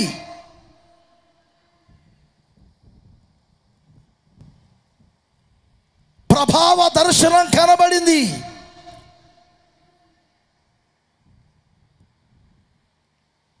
ప్రభావం అనేది కనబడేది కాదు. ఇప్పుడు చూడండి, ఇప్పటి వరకు మనం గాలి మీద, మంచి అంశం మీద మనం విన్నాం. గాలి మనల్ని తాకుతుంది. అర్థమైందా? ఆ తాకుతున్నప్పుడు గాలిని మనం చూడలేదు. అది తాకుతున్నప్పుడు మనకు అర్థమైపోతుంది ఆ స్పర్శ ఏంటో, ఆ తాకిడేమిటో.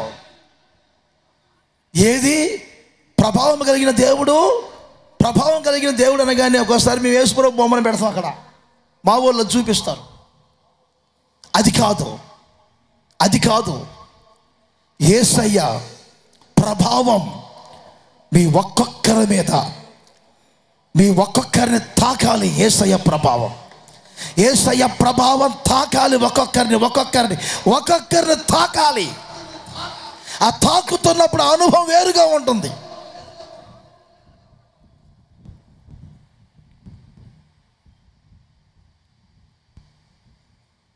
సమూయేలు మొదటి గ్రంథం 4వ అధ్యాయం 5-6 వచనాలు, 21వ వచనం, ఈ 2 వచనాలు మీరు గమనించండి.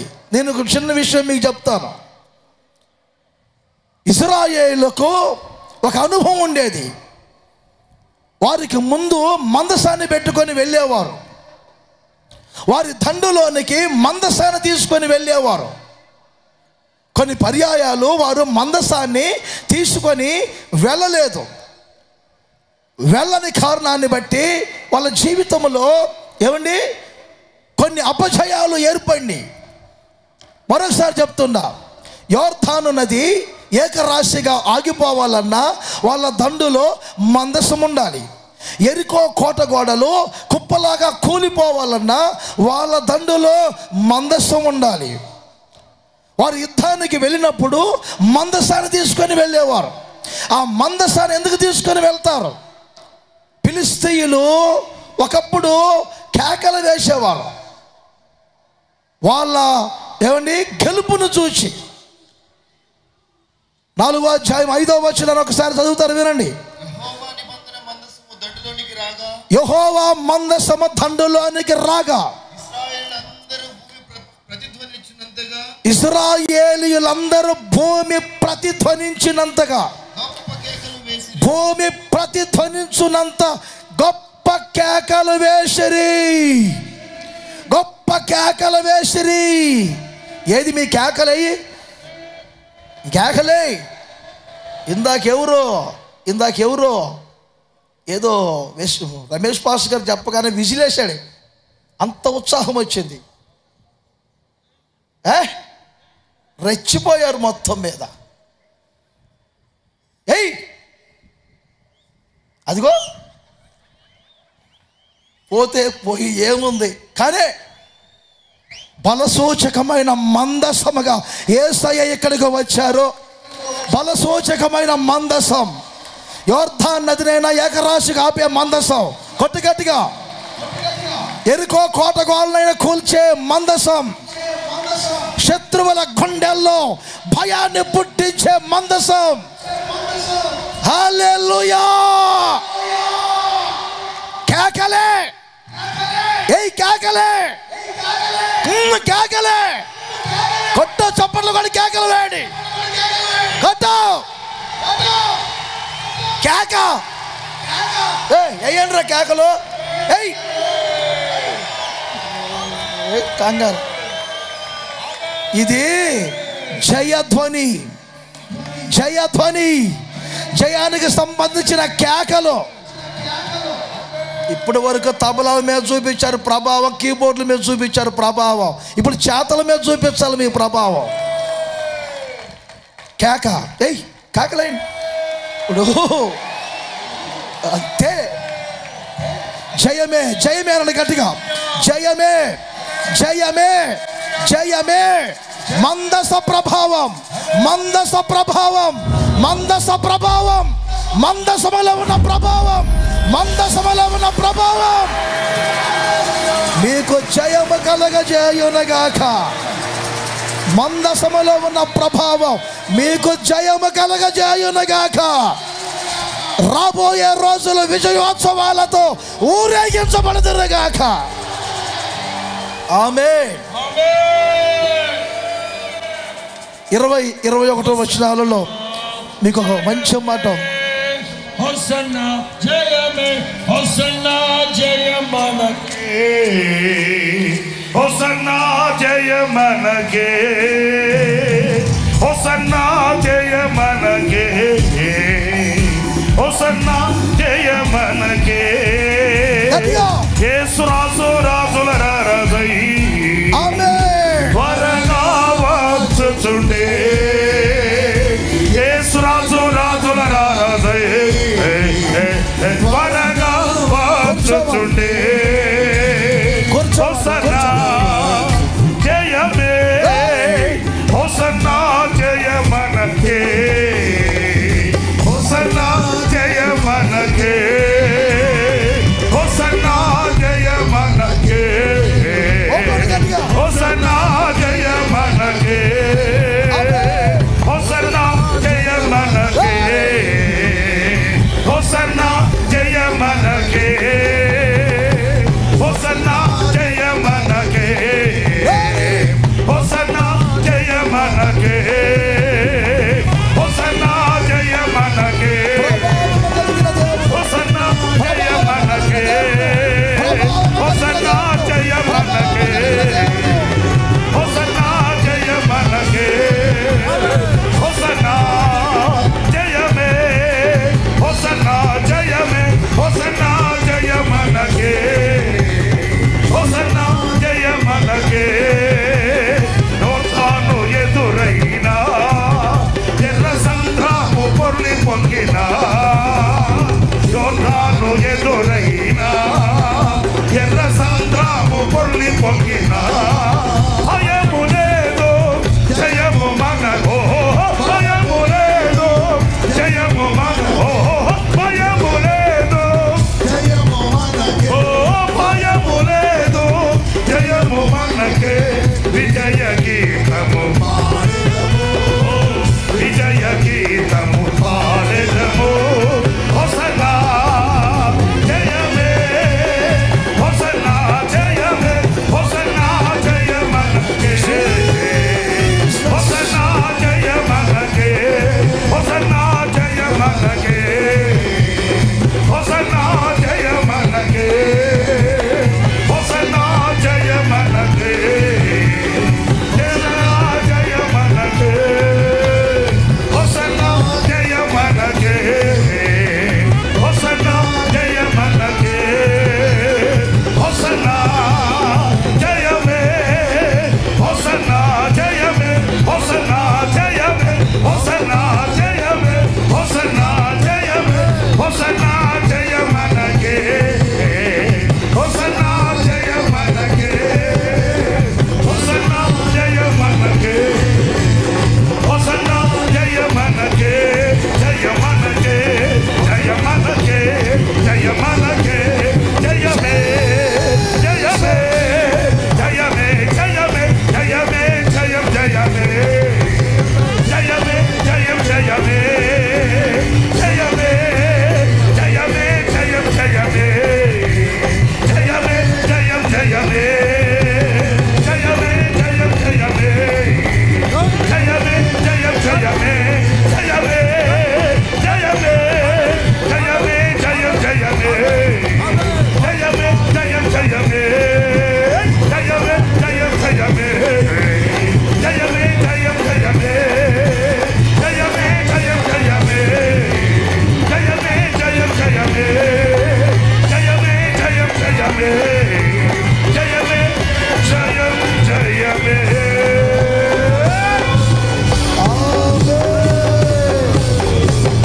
బలో యేసు మహారాజుగా, బలో యేసు మహారాజుగా. హల్లెలూయా.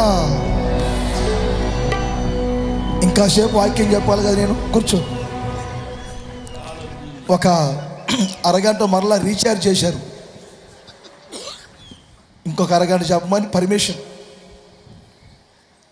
ఏది చేతులు ఊపుతూ చెప్పండి గట్టిగా హల్లెలూయా.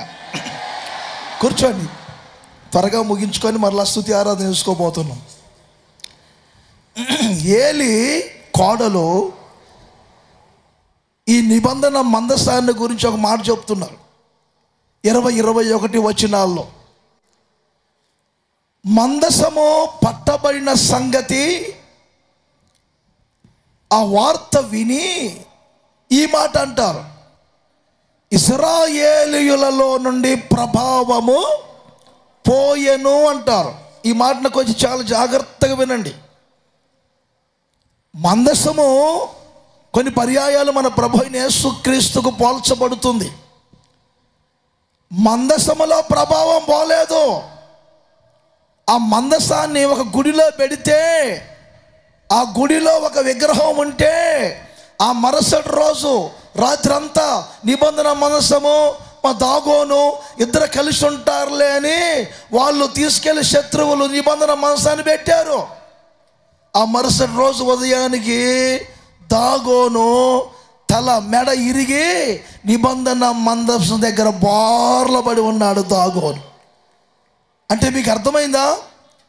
మందసములో ప్రభావం పోలేదు.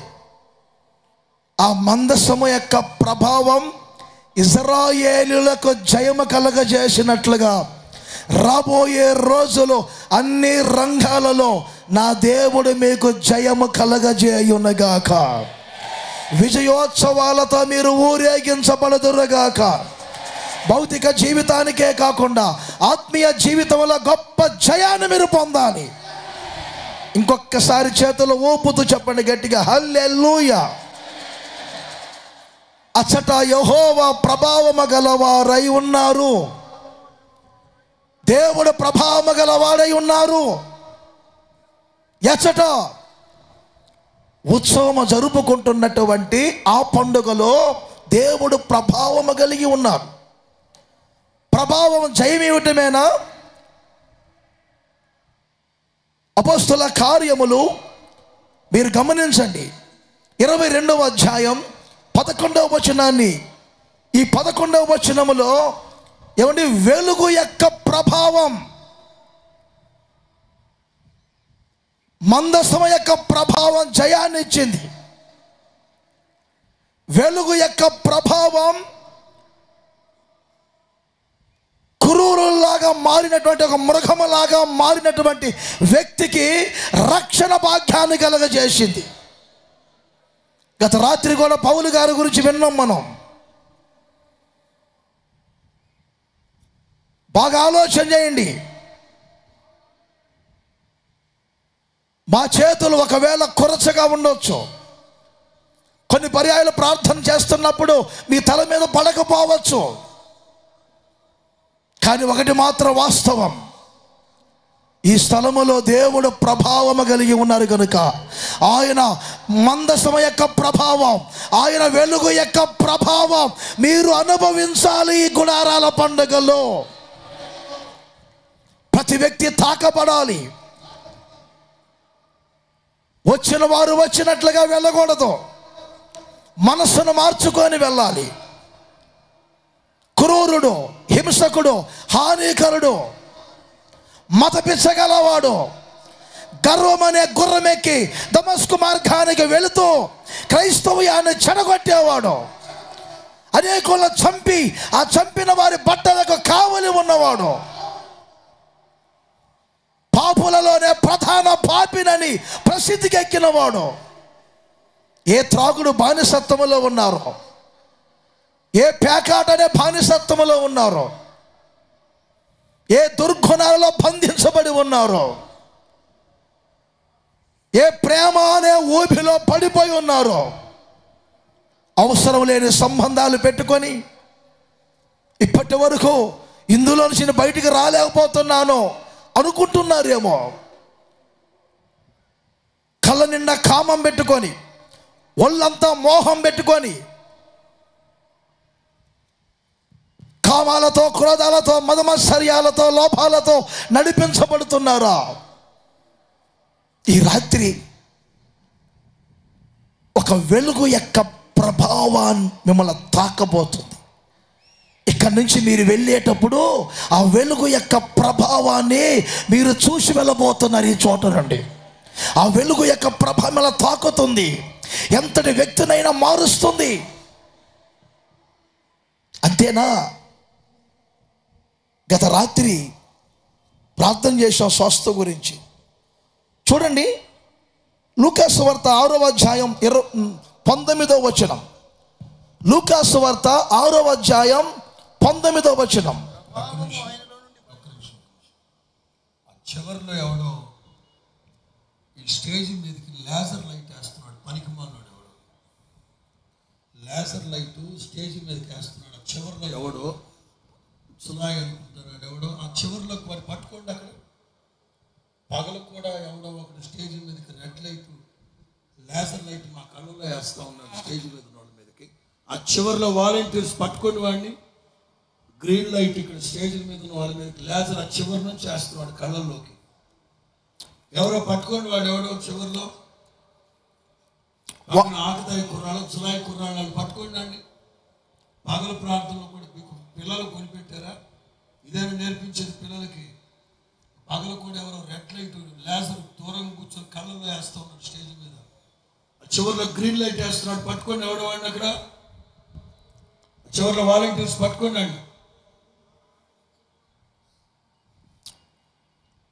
వాలంటీర్స్ కొంచెం గమనించండి, ఇలాంటి విషయాలు వాలంటీర్స్ కొంచెం గమనించండి.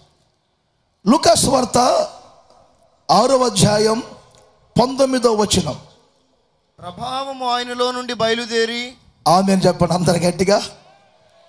ప్రభావము ఆయనలో నుండి బయలుదేరి అందరినీ స్వస్థపరుచుచుండెను. అందరినీ స్వస్థపరుచుచుండెను. మందసము ప్రభావం జయం కలుగజేసింది. వెలుగు యొక్క ప్రభావము క్రూరుల్లాగా ఉన్న వ్యక్తి పాపిని మార్చింది. వస్త్రములో ఉన్నటువంటి ప్రభావం ఇదే. లూకాసు వార్త 8వ అధ్యాయం 45వ వచనాన్ని గమనించండి. 45వ వచనం చదువుతారు. 8:45. నన్ను ముట్టినది ఎవరని యేసు అడగగా అందరును మేమెరుగుమన్నప్పుడు పేతురు ఏలినవాడా, జనసమూహములు కిక్కిరిసి నీ మీద పడుచున్నారనగా యేసు ఎవరో నన్ను ముట్టెను ప్రభావము నాలో నుండి వెడలిపోయినదని. ఆమేన్ చెప్పండి గట్టిగా. ఒక సహోదరి 12 సంవత్సరాల నుండి అనారోగ్యంతో బాధపడుతున్న వ్యక్తి, ఆమెకున్న రోగాన్ని ఇతరులకు చెప్పుకోలేని పరిస్థితులు. అలాంటి సమయంలో యేసు వెనుకకు వచ్చి విశ్వాసముతో ఆయన వస్త్రపు చెంగును ముట్టిన వెంటనే, ఆయన కూడా కాదు, ఆయన వస్త్రపు చెంగును ముట్టారు. మీరు అనుకుంటారు కొన్నిసార్లు వస్త్రపు చెంగులో కూడా ప్రభావం ఉందా? ఉంది. కొన్నిసార్లు యేసయ్య గుడ్డివాని కన్నులు తెరవటానికి ఉమ్మి ఊసి బురద చేసి కళ్ళు మీద రాసి కోనేట్లో కడుక్కోమంటే అతని కళ్ళు తెరవబోయింది. యేసయ్య నోట నుంచి వచ్చిన ఉమ్మిలో కూడా స్వస్థ ఉందా? యేసయ్య వస్త్రపు చెంగులో స్వస్థ ఉందా? యేసయ్య వెలుగులో ప్రభావం ఉందా? ఆయన ఎవరో తెలుసా? ఆయన సమస్తము ప్రభావము కలిగిన దేవుడు. ప్రభావమునకు మరొక పేరే యేసుక్రీస్తు.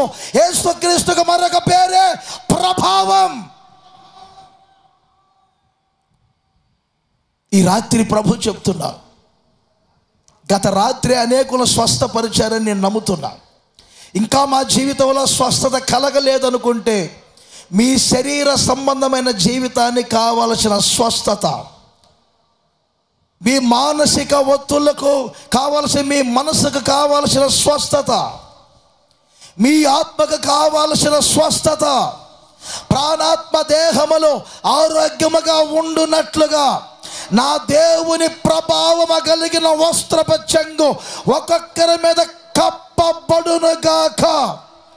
ఒక్కొక్కరి మీద కప్పబడునుగాక, కప్పబడునుగాక, కప్పబడునుగాక. దేవునికి మహిమ కలుగునుగాక. నిబంధన మందసములో ఉన్న ప్రభావం జయమిచ్చింది. ఆ మందసం యేసే, ఆ వెలుగు యేసే. దేవుని మందిరాన్ని వస్త్రపు చెంగులు కప్పుకొని ఉండెను, నిండుకొనినని వాక్యం చెప్తుంది. ఈ దయాక్షేత్రం ఆవరణమంతా ఈ ప్రాంగణమంతా యేసయ్య వస్త్రపు చెంగుల చేత కప్పి పెట్టాడు. ఆయన వస్త్రపు చెంగులు కప్పి పెట్టగా ఆ వస్త్రపు చెంగుల కిందకు మీరు వచ్చారు. నా దేవుడు ఈ చోటు నుండి మిమ్మల్ని ఆరోగ్యవంతులుగా పంపునుగాక. ఆమేన్ చెప్పండి గట్టిగా. మేము ఇక్కడ జరిగే అద్భుతాలన్నిటినీ ఏదైనా ఒక సంవత్సరం చెప్పండి అని మైకులు చేతికి ఇచ్చామంటే ఆ 4 రోజుల గుడారాల పండగకి మీ సాక్ష్యాలు సరిపోతాయి. ఆయా చోట్లకి మేము సభల నిమిత్తం వెళ్తున్నప్పుడు అక్కడ చెప్తా ఉంటారు, పిల్లల్ని ఎత్తుకొని వస్తారు పేరు పెట్టమని. గుడారాల పండగకు వచ్చామండి, ప్రార్థన చేశారండి, చెప్పారు సేవకులు, ఆ ప్రకారంగా మా మోయబడిన గర్భం తెరవబడింది. భయంకరమైన జబ్బులో ఉండి వచ్చానండి, స్వస్థ పొందాను. మానసిక ఒత్తులతో వచ్చానండి, మనసు కట్టబడింది. భయంకరమైనటువంటి ఇదిగో ఈ శరీర అనారోగ్యాలతో వచ్చాను, స్వస్థ పొందాను. ముళ్ళ పొదలో పడిన విత్తనంలాగా ఆత్మీయ జీవితం ఎదగలేని పరిస్థితుల మధ్యలో గుడారాల పండుగకు వచ్చాను. నా ఆధ్యాత్మిక జీవితం ఎదిగించబడిందని గాయితో యోహాను చెప్పినట్లుగా మీ ఆత్మ వర్ధిల్లుచున్న ప్రకారము అన్ని విషయములలో మీరు వర్ధిల్లుచు సౌఖ్యముగా ఉండమని వాక్యం చెప్తుంది. ఇచ్చట ప్రభావము కలిగిన దేవుడు ప్రాణాత్మ దేహములకు ఆరోగ్యము దయచేయునుగాక. ఒక సేవకునిగా మనస్ఫూర్తిగా కోరుకుంటున్నాను, ప్రభావము కలిగిన దేవుని ద్వారా జయము పొందాలి, మీరు రక్షించబడాలి, స్వస్థత పొందాలి. ప్రభావము కలిగిన దేవుడు ఇక్కడ సంచరిస్తూ ఉన్నారు, ఆయన ప్రభావం మిమ్మల్ని తాకాలి. ఏది ఇక్కడ దేవుని ప్రభావం ఉన్నది అనే వాళ్ళు ఒక్కసారి విశ్వసించిన వారు చేతులు ఊపుతూ చెప్తారా? 4 రోజులను అనుభవిస్తూనే ఉన్నారు మీరు. ఇక ఈ రాత్రి మరింత అధిక మహిమతో మీరు నింపబడబోతూ ఉన్నారు. ఇంకొక విషయాన్ని కూడా మీకు చెప్తాను, ప్రార్థన చేసుకోబోతున్నాం. ఇంకొక విషయాన్ని అందరూ చూడండి, చిన్న విషయం చెప్పి ముగిద్దాం. వాస్తవానికి 10:30కే ముగించి ఒక అరగంట స్తుతి ఆరాధన అనుకున్నాం, కొంచెం లేట్ అయింది కాబట్టి చిన్న వాక్యం. యెషయా ప్రవచన గ్రంథం 4వ అధ్యాయం 5వ వచనం చదువుకుందాం. ఉత్సవ పండుగ రోజు జరిగిన కార్యం మరొకటి. సియోను కొండలోని ప్రతి నివాస స్థలము మీదను, మరలా మంచిగా చదవండి. సియోను కొండలోని ప్రతి నివాస స్థలము, సియోను కొండలలోని ప్రతి నివాస స్థలము మీదను, దాని ఉత్సవ సంఘముల మీదను పగలు మేఘ ధూమములను, ఇదొక స్థలం. రాత్రి అగ్నిజ్వాల, చూడండి ఇదొక స్థలం. రాత్రి సభలకి ఇదొక స్థలం, పగలు సభలకు అదొక స్థలం.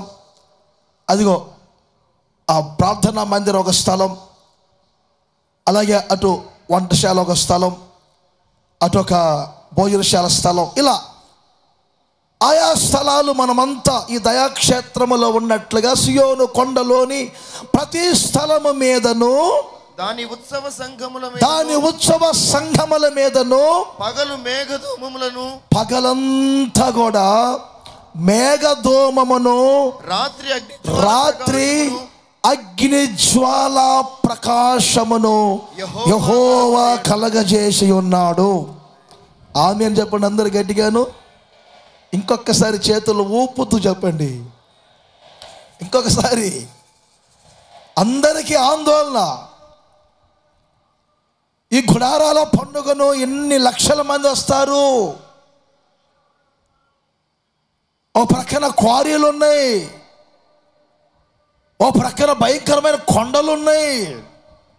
ఇలా పరిస్థితుల మధ్యలో గుడారాల పండుగ ఎలా జరుపుతారు? ఈ జనాన్ని ఎవరు కంట్రోల్ చేస్తారు? చాలా ఏమండి విషయాలు మా దగ్గరకు వచ్చాయి. ఈ కొండ ప్రాంతంలో ఎన్నో పాములు ఉంటాయి, క్వారీలు ఉన్నాయి. మా విశ్వాసం ఒకటే, ఇది ఒక ఉత్సవం. ఉత్సవం రోజున కూడుకునే సమూహం ఇది. ఆ రోజున మన పితరులకు ఆ ఉత్సవ సంఘముల మీద పగలంతా నా దేవుడు ఏమండి మేఘాన్ని అలాగే ఉంచారు. ఆ మేఘపు నీడలో, ఆ మేఘమయమైన నీడలో ఇశ్రాయేలందరూ ఆ చల్లని వాతావరణాన్ని అనుభవించారు. అలాగే రాత్రంతా కూడా ఆ ప్రజల మీద ఆ ఉత్సవం రోజున రాత్రంతా ఏమండి అగ్ని జ్వాలామయ ప్రకాశాన్ని దేవుడు పెట్టాడు. అగ్ని జ్వాలను అలా ప్రకాశించేటట్లు చేశాడు. ఆలోచన చేయండి. 40 సంవత్సరాలు కానీ ఆ రోజున వాళ్ళ ప్రయాణాలలో కానీ వాళ్ళ ఉత్సవం రోజున కానీ ఏమండి ఇలాంటి ఏర్పాట్లని లైట్లు వేసుకొని చేయాలని 4 రోజులకే కరెంటుకు 4 రోజులకే లైట్లకి 4 రోజులకే సౌండ్ సిస్టానికి 4 రోజులకి కార్యక్రమాలకే ఇదంటారుగా లాభం కాస్త అంటారు చూడండి. అలా అవుతున్న పరిస్థితి. ఇంత సమూహాన్ని ఎవరు కాచుకుంటారు?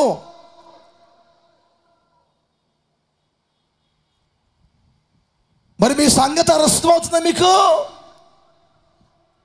మిమ్మల్ని చూస్తున్నప్పుడు మా కళ్ళు చెబుతున్నాయి, దేవుని కాపుదల లేకపోతే మనం ఇక్కడ క్షణము కూడా ఉండలేం. ఆ రోజున మేఘ స్తంభాన్ని ఇశ్రాయేలుకు నీడగా ఇచ్చినట్లుగా అగ్ని స్తంభాన్ని ప్రజలకు అగ్ని జ్వాల ప్రకాశాన్ని ఇచ్చినట్లుగా మన ప్రభు అయిన యేసుక్రీస్తు మనకు పరిశుద్ధాత్ముని మేఘ స్తంభముగా అగ్ని స్తంభముగా ఉంచి పెట్టారు. దేవునికి మహిమ కలుగునగాక. అనుభవించిన వారందరూ ఒక్కసారి చేతులు ఊపుతూ చెప్పండి గట్టిగా, హల్లెలూయా, హల్లెలూయా. మేఘము, మేఘ స్తంభము, అగ్ని స్తంభములో ప్రభు ఉండి వారిని నడిపించారు. చిన్న మాట చెప్తాను. ఐగుప్తు దాటేటప్పుడు బలి పశువు రక్తం చేత, గొర్రెపిల్ల రక్తం చేత విమోచింపడ్డారు, ప్రభావాన్ని అనుభవించారు. మూడవది గమనించండి, ఐగుప్తు దాటిన తర్వాత ఎర్ర సముద్రం దగ్గరకు వచ్చిన తర్వాత అక్కడి నుండి వాళ్ళు 40 సంవత్సరాలు, ఒక ఉదాహరణ చెప్తున్నా, మేఘ స్తంభములు అగ్ని స్తంభములు నడిపించబడ్డారు. గొర్రెపిల్ల రక్తం యేసుక్రీస్తును చూపిస్తుంటే ఎర్ర సముద్రం బాప్తిస్మ అనుభవాలను చూపిస్తున్నప్పుడు మూడో అనుభవమే క్రైస్తవ జీవితంలో పరిశుద్ధాత్మ అనుభవం. ఈ పరిశుద్ధాత్ముడు ఒక ప్రక్కన మీకు నీడనిచ్చే మేఘముగా ఉంటారు, మరొక ప్రక్కన వెలుగునిచ్చి మిమ్మల్ని జ్వాలామయముగా మార్చే ఏమండి అగ్ని స్తంభముగా ఉంటాడు పరిశుద్ధాత్ముడు.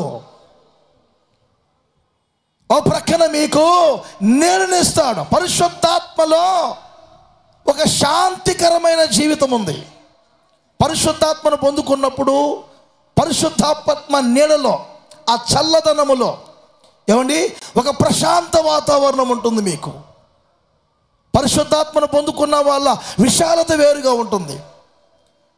యోహాను మొదటి పత్రికలో 2వ అధ్యాయములో 2వ వచనములో వ్రాయబడింది పరిశుద్ధాత్మను గూర్చినటువంటి ఒక మంచి మాట. ఆయన మనకే కాదు సర్వలోకమునకు శాంతికరమై ఉన్నాడు. ప్రాయశ్చిత్తము చేసే అనుభవంగా ఉన్నాడు. నా ప్రియమైన సహోదరులారా, చివరిగా ఒక చిన్న విషయం చెప్పి ముగిస్తున్నా. పరిశుద్ధాత్ముడు మీకు ఒక శాంతికరమైన జీవితాన్ని ఇస్తాడు. ఒక ప్రశాంత వాతావరణం ఉంటుంది మీ జీవితంలో. పరిశుద్ధాత్మను పొందుకున్నప్పుడు, పరిశుద్ధాత్మను పొందుకున్నప్పుడు వాళ్ళ మనసు ఒక చల్లదనం, వాళ్ళ హృదయం ఒక చల్లదనం, వాళ్ళ జీవితం అంతా కూడా ఒక చల్లదనం, ఒక ప్రశాంత వాతావరణం ఉంటుంది. పరిశుద్ధాత్మను పొందుకొని ఆవేశపడరు, పరిశుద్ధాత్మను పొందుకొని ఎవరు కూడా కోప్పడరు. పరిశుద్ధాత్మను పొందుకున్న వాళ్ళ నోట బూతు మాటలు రావు, హేయ క్రియల్లోనికి వెళ్ళరు. శాంతికరమైన జలముల యొద్ద నన్ను నడిపిస్తున్నారు అని దావీదు చెప్పినట్లుగా ఒక చల్లని వాతావరణం పితరుల మేఘము క్రింద అనుభవించినట్లుగా ఒక ప్రశాంత జీవితాన్ని, ఒక శాంతికరమైన జీవితాన్ని పరిశుద్ధాత్ముడు మీకు ఇవ్వబోతున్నాడు. ఒక పక్కన మేఘం నీడగా, మరొక ప్రక్కన ఇదే మేఘం జ్వాలా ప్రకాశం. పరిశుద్ధాత్ముడు చేసే మరొక పని ఏమిటంటే బాగా గుర్తించండి. మోషే 40 రోజులు దేవునితో గడిపి సీనాయి మీద నుండి కిందకి దిగి వచ్చేసరికి అతని ముఖం ప్రకాశించింది. అతని ముఖం, చర్మం ప్రకాశమానముగా మారిపోయింది. పరిశుద్ధాత్ముడు మరొక ప్రక్కన ఏం చేస్తారంటే, అదిగో ఆ జ్వాలా ప్రకాశాన్ని మీ మీద ప్రకాశింపచేసి మిమ్మల్ని మహిమ నుండి అధిక మహిమలోనికి తీసుకొని వచ్చి మిమ్మల్ని క్రీస్తు స్వరూప్యముగా మారుస్తాడు. ఏదైనా ఒక వస్తువు అగ్నిలో వేయండి, అగ్నిలో ఏదైనా ఒక వస్తువు వేస్తే ఆ అగ్ని చేసే పని ఏమిటి తెలుసా? తన రూపములోనికి మార్చుకుంటారు. పరిశుద్ధాత్ముడు మరొక ప్రక్కన జ్వాలా ప్రకాశముగా ఉండి అగ్నిగా ఉండి మిమ్మల్ని అందరినీ కూడా క్రీస్తు స్వరూప్యముగా మారుస్తాడు. అందుకే మోషే ముఖ చర్మం ప్రకాశించినట్లుగా నా ప్రియమైన సహోదరులారా, ఆ జ్వాలా ప్రకాశం మీ మీద ఉండాలి. మహిమ నుండి అధిక మహిమను పొందాలి. ప్రభువగు ఆత్మచేత ఆ పోలికగా మీరు మార్చబడాలి. మేఘపు వాతావరణాన్ని అనుభవించాలి. అలాగే అగ్ని ప్రకాశం యొక్క వాతావరణాన్ని మీరు ఈ ఉత్సవం రోజున అనుభవించుదురుగాక. మీరు ఇంటికి వెళ్ళిన తర్వాత, లేకపోతే తర్వాత నెహెమ్యా గ్రంథంలో 8వ అధ్యాయం 14వ వచనాన్ని చదువుకోనండి.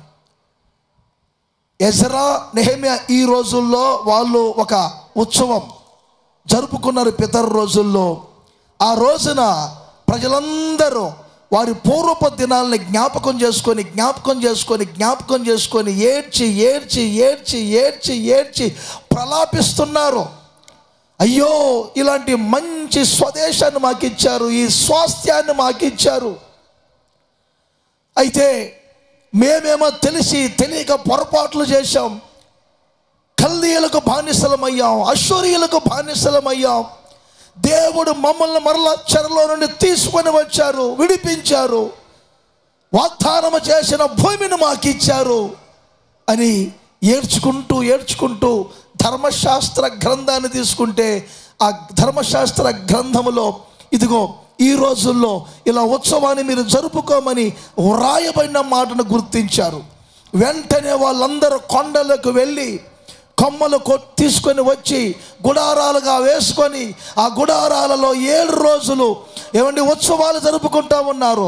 ఆ ఉత్సవం జరుపుకుంటున్నటువంటి రోజుల్లో మనం ప్రాధాన్యముగా గమనించవలసిన విషయం ఏంటంటే, ఎజ్రా అనే దైవజనుడు ఒక ఎత్తైన చోట నిలిచి ధర్మశాస్త్ర గ్రంథమును వినిపించెను. అందరు చెప్పండి, మీ బైబిల్ ఒక్కసారి చూపించండి. ఏ వినిపించారు ఎజ్రా? ధర్మశాస్త్ర గ్రంథమును వినిపించెను. ఈ 4 రోజులు మీకు వినిపించేది ఏది? ఇదిగో ఈ బైబిల్ గ్రంథాన్ని మీకు బోధించేది, ఈ ధర్మశాస్త్ర గ్రంథాన్ని మీకు వినిపిస్తుంది. ఉత్సవం రోజున ఆ రోజున వారు ఎలాగో ధర్మశాస్త్ర గ్రంథానికి, ధర్మశాస్త్ర వాక్యానికి ప్రాధాన్యత ఇచ్చారో, ధర్మశాస్త్ర గ్రంథ వాక్యాలు ఏ విధముగా విని సంతోషించి ఉల్లసించి అక్కడి నుంచి వారు తిరిగి వెళ్ళారో, ఇదిగో ఈ ఉత్సవం రోజున చివరిగా ఈ బైబిల్ గ్రంథ వాక్యం మీ మనసులో స్థిరపరచబడునుగాక. ఈ వాక్యాన్ని మీరు విని దేవుని వాక్యాన్ని సమృద్ధిగా ఇక్కడ నుండి మీరు తీసుకొని వెళ్ళుదురుగాక. ఒక చిన్న మాట చెప్తున్నాను, ఇక్కడ నుండి ఎన్నో ఆశీర్వాదాలు మేము తీసుకొని వెళ్తున్నాం అంటారు. భౌతిక సంబంధమైన సమృద్ధే కాదు. కొలసి పత్రిక 3:15-16 ఉంది. వీటన్నిటికంటే మించినట్లుగా దేవుని వాక్యమే మీ హృదయములో సమృద్ధిగా నివసించునగాక. వాక్యమే వాక్యమే వాక్యమే వాక్యమే వాక్యమే ఆ వాక్యమే గుండెల్లో స్థిరపడాలి. కీర్తనకారుడు, ధర్మశాస్త్రం నా హృదయములో ఉన్నది కనుక నా కాలు జారలేదు. నీ ధర్మశాస్త్రం నా కన్నులకు వెలుగునిచ్చింది, నాకు పవిత్రతనిచ్చింది. అద్భుతాలు మహత్కార్యాలు జరుగుతాయి. ఒక చిన్న మాట చెప్తున్నాను, అద్భుతాలు మహత్కార్యాలు జరుగుతాయి. కుంటివారు లేచి నడుస్తారు, మగవారు మాట్లాడతారు, చెవిటివారు వింటారు, గుడ్డివారు చూపు పొందుతారు. మరోసారి చెప్తున్నా, మీరు తర్వాత చదువుకున్నా పర్వాలేదు. మార్కు సువార్త 16:20 రాయబడింది. వాళ్ళు బయలుదేరి సువార్త ప్రకటిస్తున్నారు.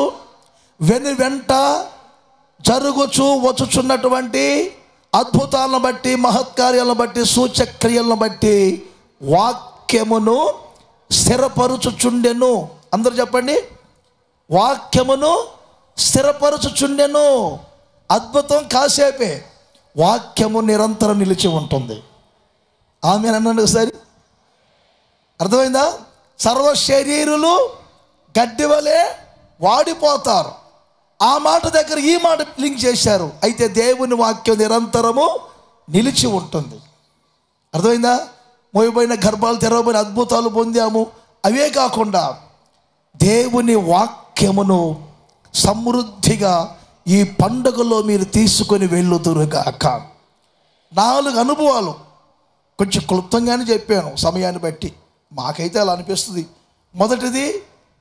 మొదటిది బలి పశువు వధించబడటం, మరణం తొలగిపోవటం. రెండవది పండుగ రోజు ప్రభావము కలిగిన దేవుడిగా ఉండి ఆ ప్రభావమును బట్టి చేయు కార్యాలు. మూడవది పండుగ రోజు వాళ్ళ ఉత్సవం రోజున